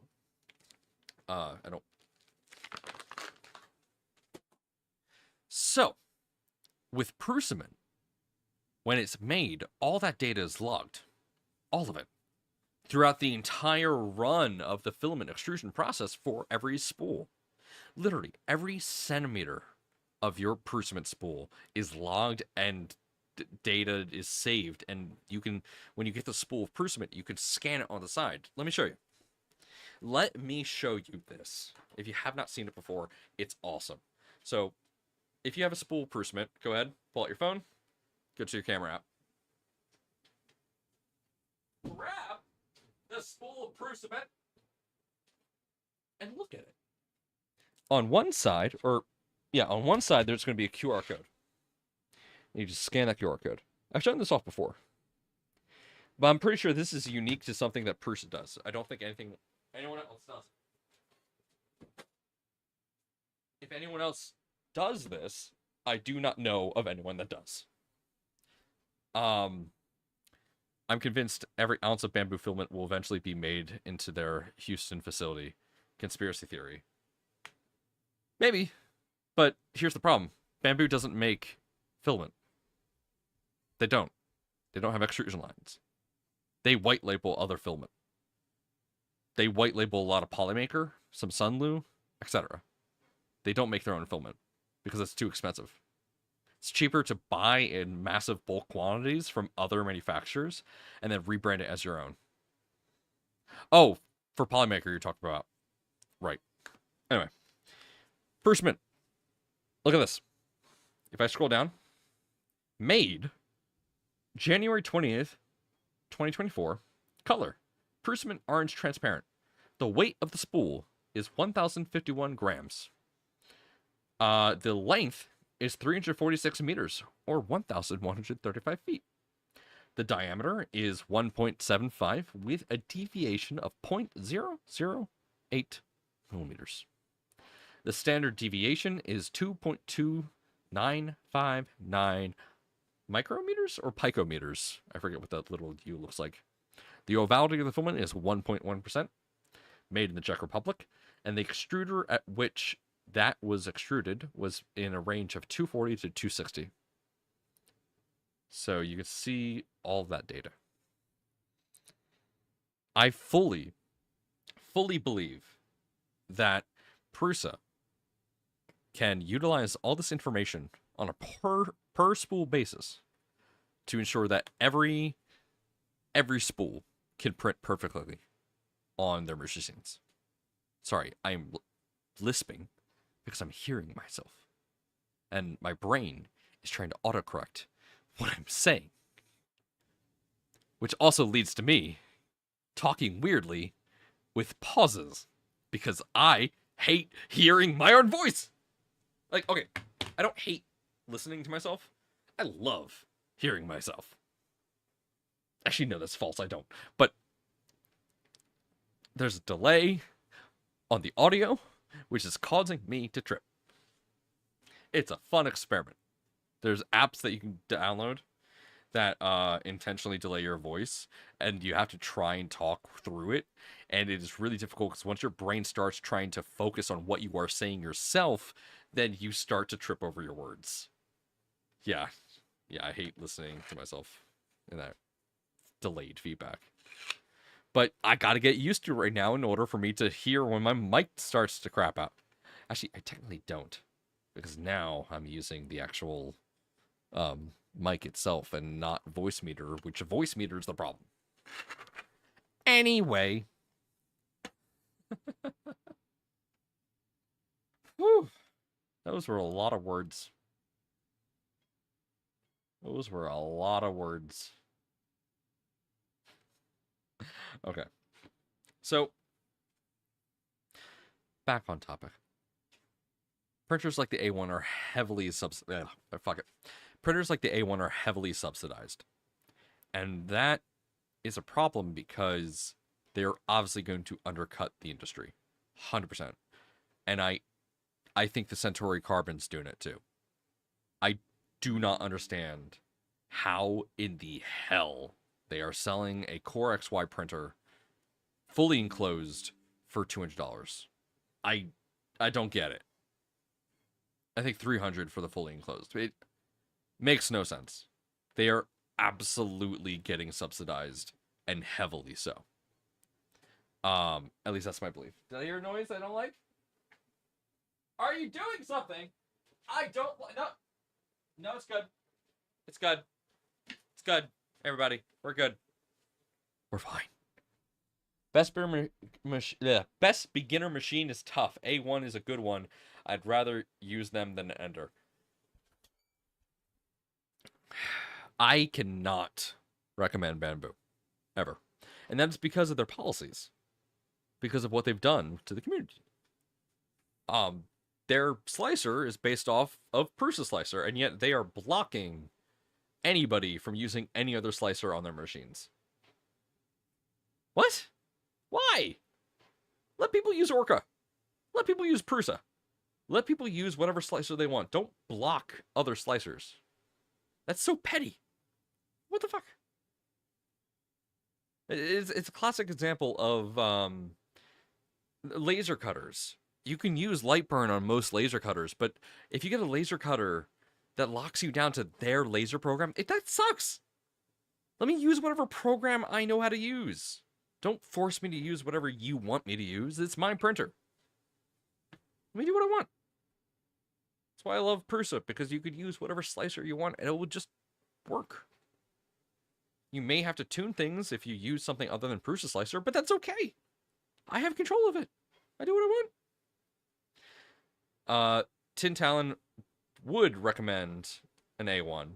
Well, Tin, they just released that security update for the A1 and P1 series, which is starting to block other slicers. From what I understand.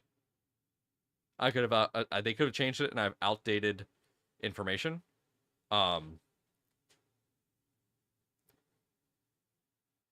I know, I do have personal beef with Bamboo, because when I asked them to help me repair my A1, they told me to leave their official ticketing system and contact them on TikTok for getting my printer replaced for the fire hazard that it posed.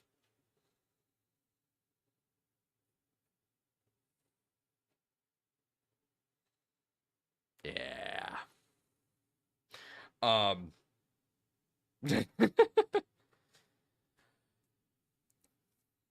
In the end, though, whatever gets you into 3D printing is the important aspect. And any machine can do that, including a Bamboo A1. So, if that is the best option for somebody, do it. If it gets you into the hobby, that's great. That's the important part. Let's put our biases aside for a moment, because yes, I am biased. This is my employer. I have a bias, and yes, you know, I've had bad experiences with Bamboo before my employment with Prusa. In the end, whatever you decide to go with, the hobby of being a maker is the important part. And that's the fun part.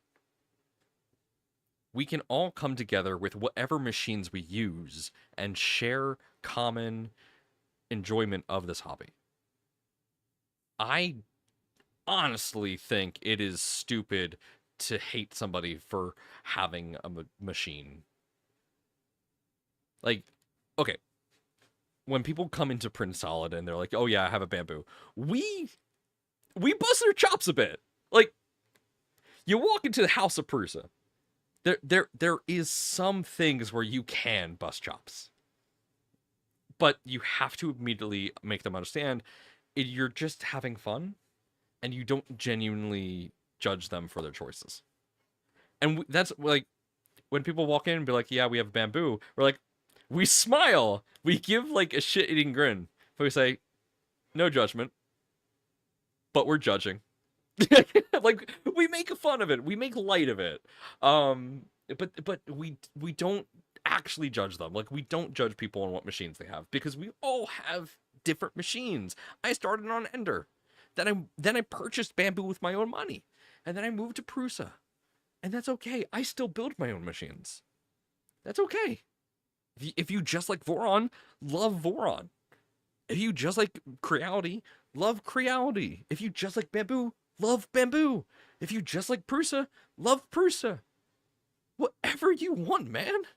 It's totally fine. Like, we like to shoot the shit. But whatever makes you happy and it's a machine you're comfortable with, that's all that matters in the end. I got into a water pump. Features that not the market made, make it myself, aka learn CAD and 3D printing. That's great. That's phenomenal. Implied judgment. Yeah. But I have multiple Crealities and Elguin, Voron, and Anycubic and building a Prusa. There you go. I think my hobby is the printers themselves at this point, and that's also awesome. Mr. Mr. T. My first printer was a resin printer. Same. I was also part of the resin gang.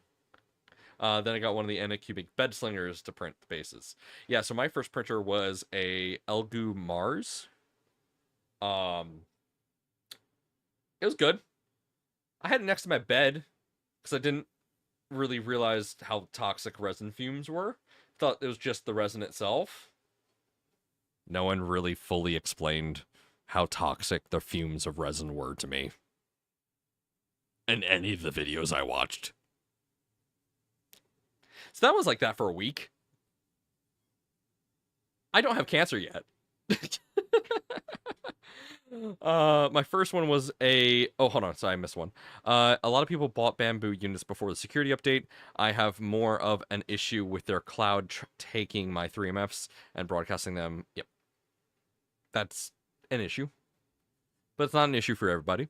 It is important to be aware of that practice that they do. But again, it's probably not important for a lot of people. Let me be very clear. I am a proponent of, personal information security and privacy. So I very strongly believe that your data shouldn't be sent to some random country without your specific knowledge. But that's, again, me. At least with Prusa Connect, I know it's going to proc. Anyway. Too many people turn their love of one thing into hate of another thing. Absolutely. Oh my god. Absolutely. Like my Mars 5. Yeah, it's a good one. Insert the Grant resin is toxic bit. 100%. If I could make money designing, printing, and building printers for others, I totally would. 100%. I wish I had the Saturn with a flip-up lid. Yeah, right? But, yeah. Rant over. As much as we like to give Bamboo shit, trust me, I do.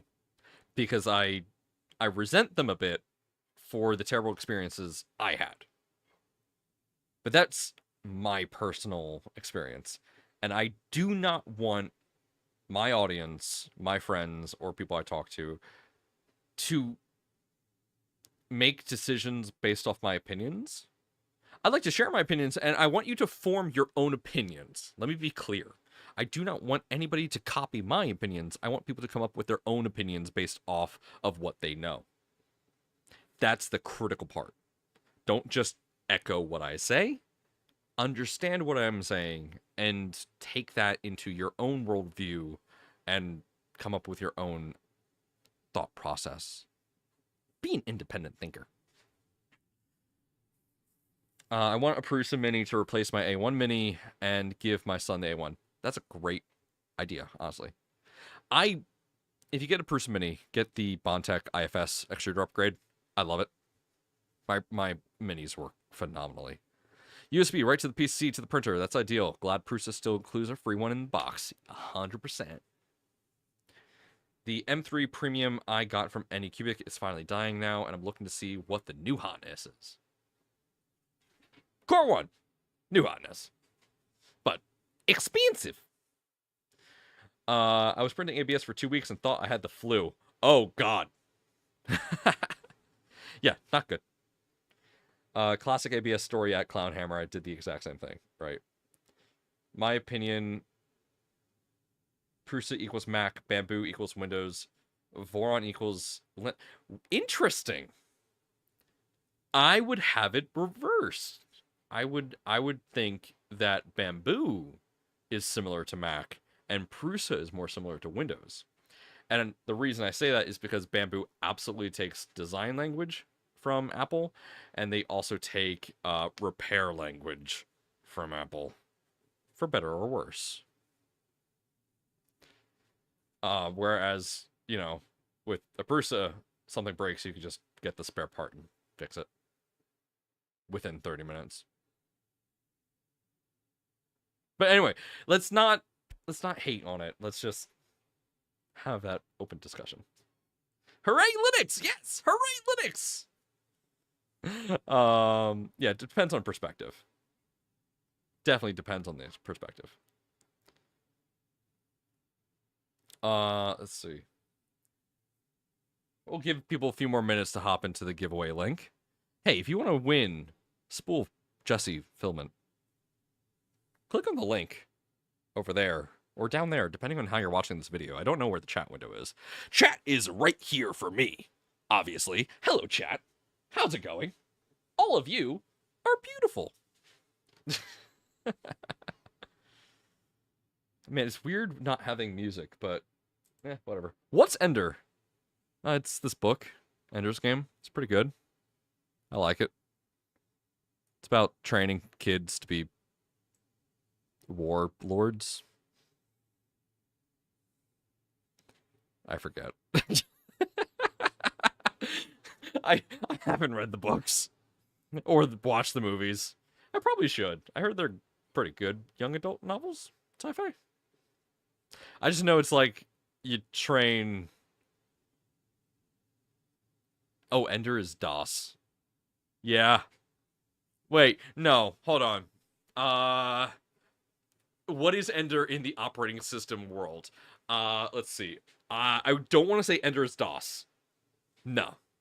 The Mendel is DOS. Let's be clear.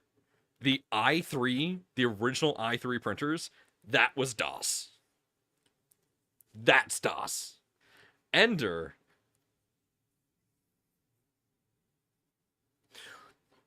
What is a main flavor of Linux that is a little janky, but still pretty good? Or not pretty good, like requires a lot of custom to do. Everyone's saying basic. OS2. Atari? I don't want to say Mint. Mint's actually pretty good. Ender's BlackBerry. That's actually. Man, I'm trying to think, and I can't think of a good one. Arch. Yeah, actually, hold on. I feel like Ender might be a bit of Arch Linux. Windows 3.1. Oh no, yeah. Yeah, that's a little close to home. I would say Voron is definitely the Ubuntu of printers. Positron is going to be Mint. Positron's Mint Linux. We're weird. Wait, no. Positron is Ubu Linux. Ubuntu. Because we just want to troll people. This is a fun tangent. I love this. It's got networking at least. Ender aspires to be Linux. I mean, they do run a Clipper now. So yeah. What's FL Sun? What's FL Sun? Are they Red Hat? I want to say they might be Red Hat. Like, they're Linux, but they're specific. So I want to say FL Sun is Red Hat. HPUX, Sun Solars. Yeah. No, Red Hat. Yeah, Red Hat. Let's see. Trying to think of other ones. What is... Oh, Millennium Machines. Let's go with them now. Gotta tease the friends. Millennium Machines, who would they be in the OS world? They're gonna be. They're not gonna be any mainstream OS. They're gonna definitely be like. I don't want to say Debian. I want to say like it's gonna be an ARM OS. Nah, they're not Android. I mean, they're working on things. They're subtractive manufacturing, because of the Milo mill. But what would they be? What's like an abstract OS that is really, really popular and people just don't know it? Arduino. They're Arduino. There you go. They're Arduino. It's ubiquitous. It's weird. But it works. Arduino.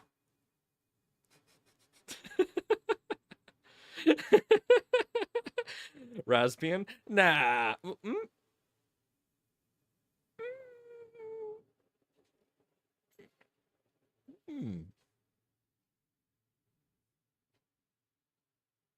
I feel like Soval would be Raspbian.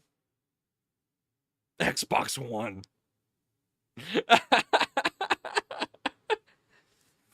Oh, yeah.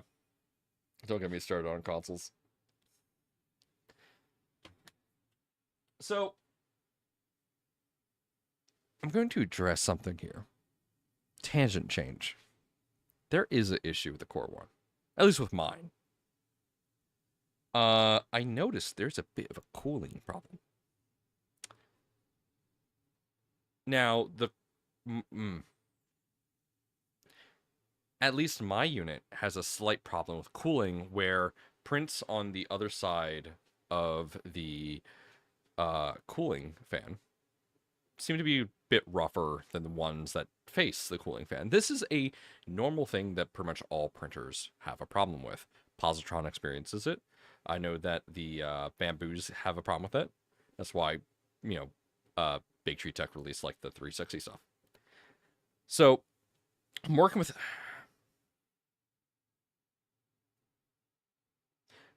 I may be working with somebody to improve that. So we'll see. Yeah. I don't really know what's up with it, but I'm looking into it. I printed a couple test prints, and yeah, we're looking into it. Maybe I shouldn't have held up this specific test print. Anyway. Oh yeah, the Frax arm. I love this thing. The reason I love this so much is because, one, it is a very easy build. But my cat, as you probably have seen, likes to jump up here. So if I am working on a solder job or a heat press insert, and this is hot, if Callie jumps up, immediately out of the way. And as long as I'm not in the way, I can immediately get it just gone. And it could be over here, not burning anybody. And I can, from here, turn off the iron. So, like, click off, it will cool down. So, I love this because it is essentially a safety feature built in. Just immediately get rid of it, protect my cat, protect whatever's going on, get it out of the way. And since I have two Pine-Sols, this one is set for M2 heat inserts. Oh, sorry, no, other way around. This is for M2 inserts. This is for M3. And I just swap them out as needed. So I can actually, like, keep these hot. So, oh, I'm done. Take it out. Put that over. Take this one. Heat it up. I like it.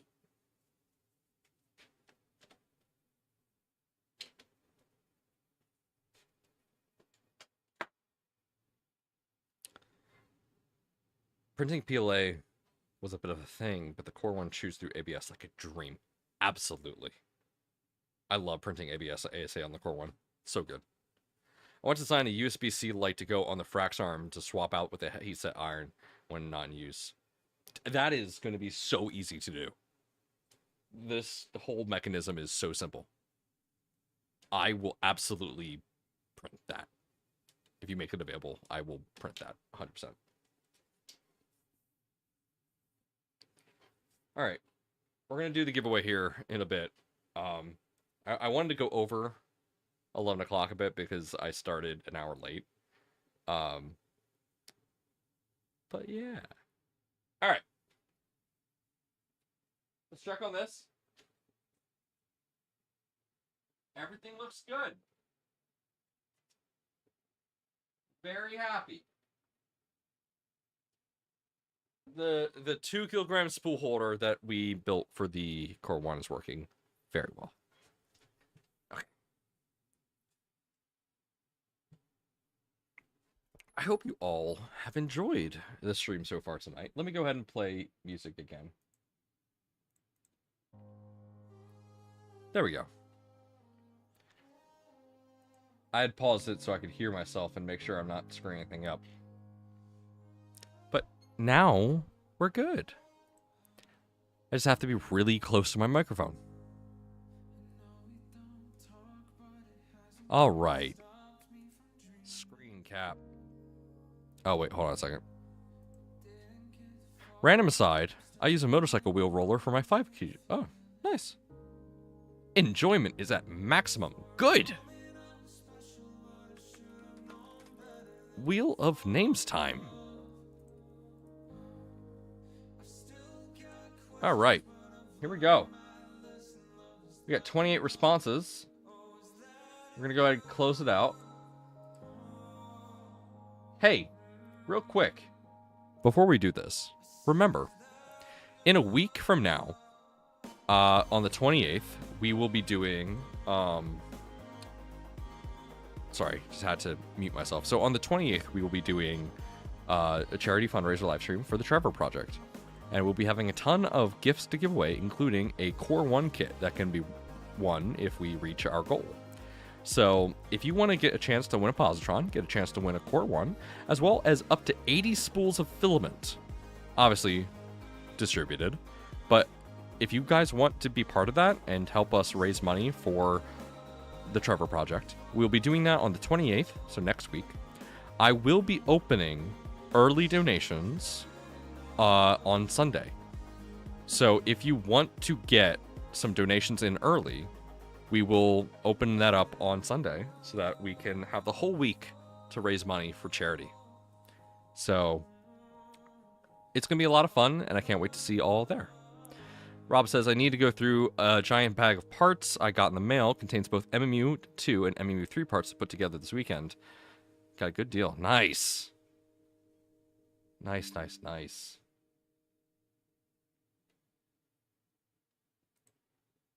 All right. Let's get everything in here. All right. That should be everybody. Now, oh, Kenneth missed it. Kenneth, I got you, man. I got you. Go on, get your name in there. Get your name. Hop on in there, Kenneth.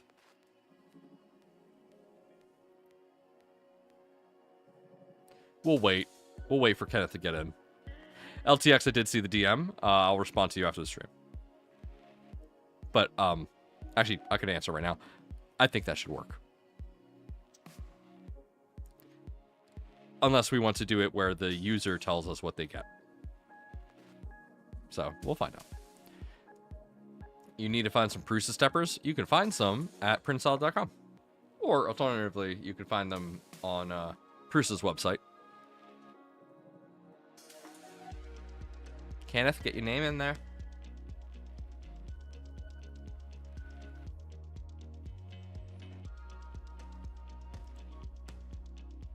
Just waiting on you, bud.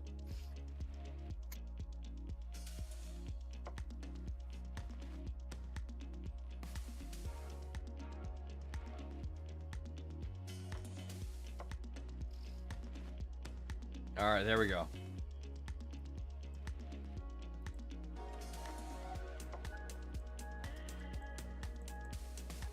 Alright. Ladies and gentlemen, let's see who can win a spool of filament for tonight. Shall we? And here we go!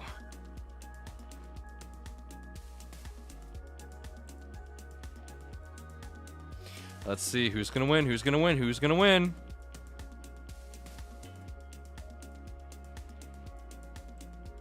Getting the new order ready. Ooh, ooh.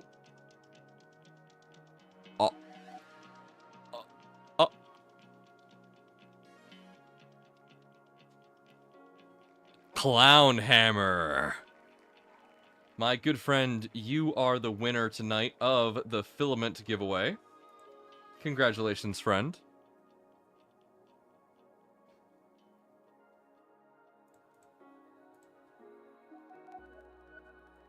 Let's go ahead and just make sure you are in the system. You are. Look at that. That makes my job so much easier. And you want Royal Ruby.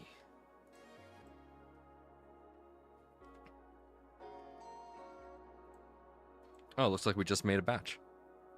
Yes, congratulations, Clown Hammer. Congratulations indeed. Let me go ahead and add the discount here.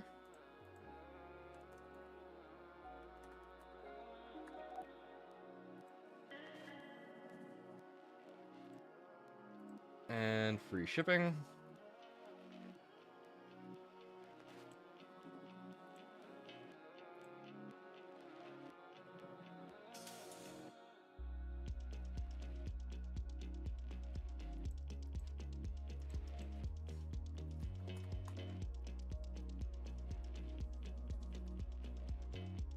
All right. Well,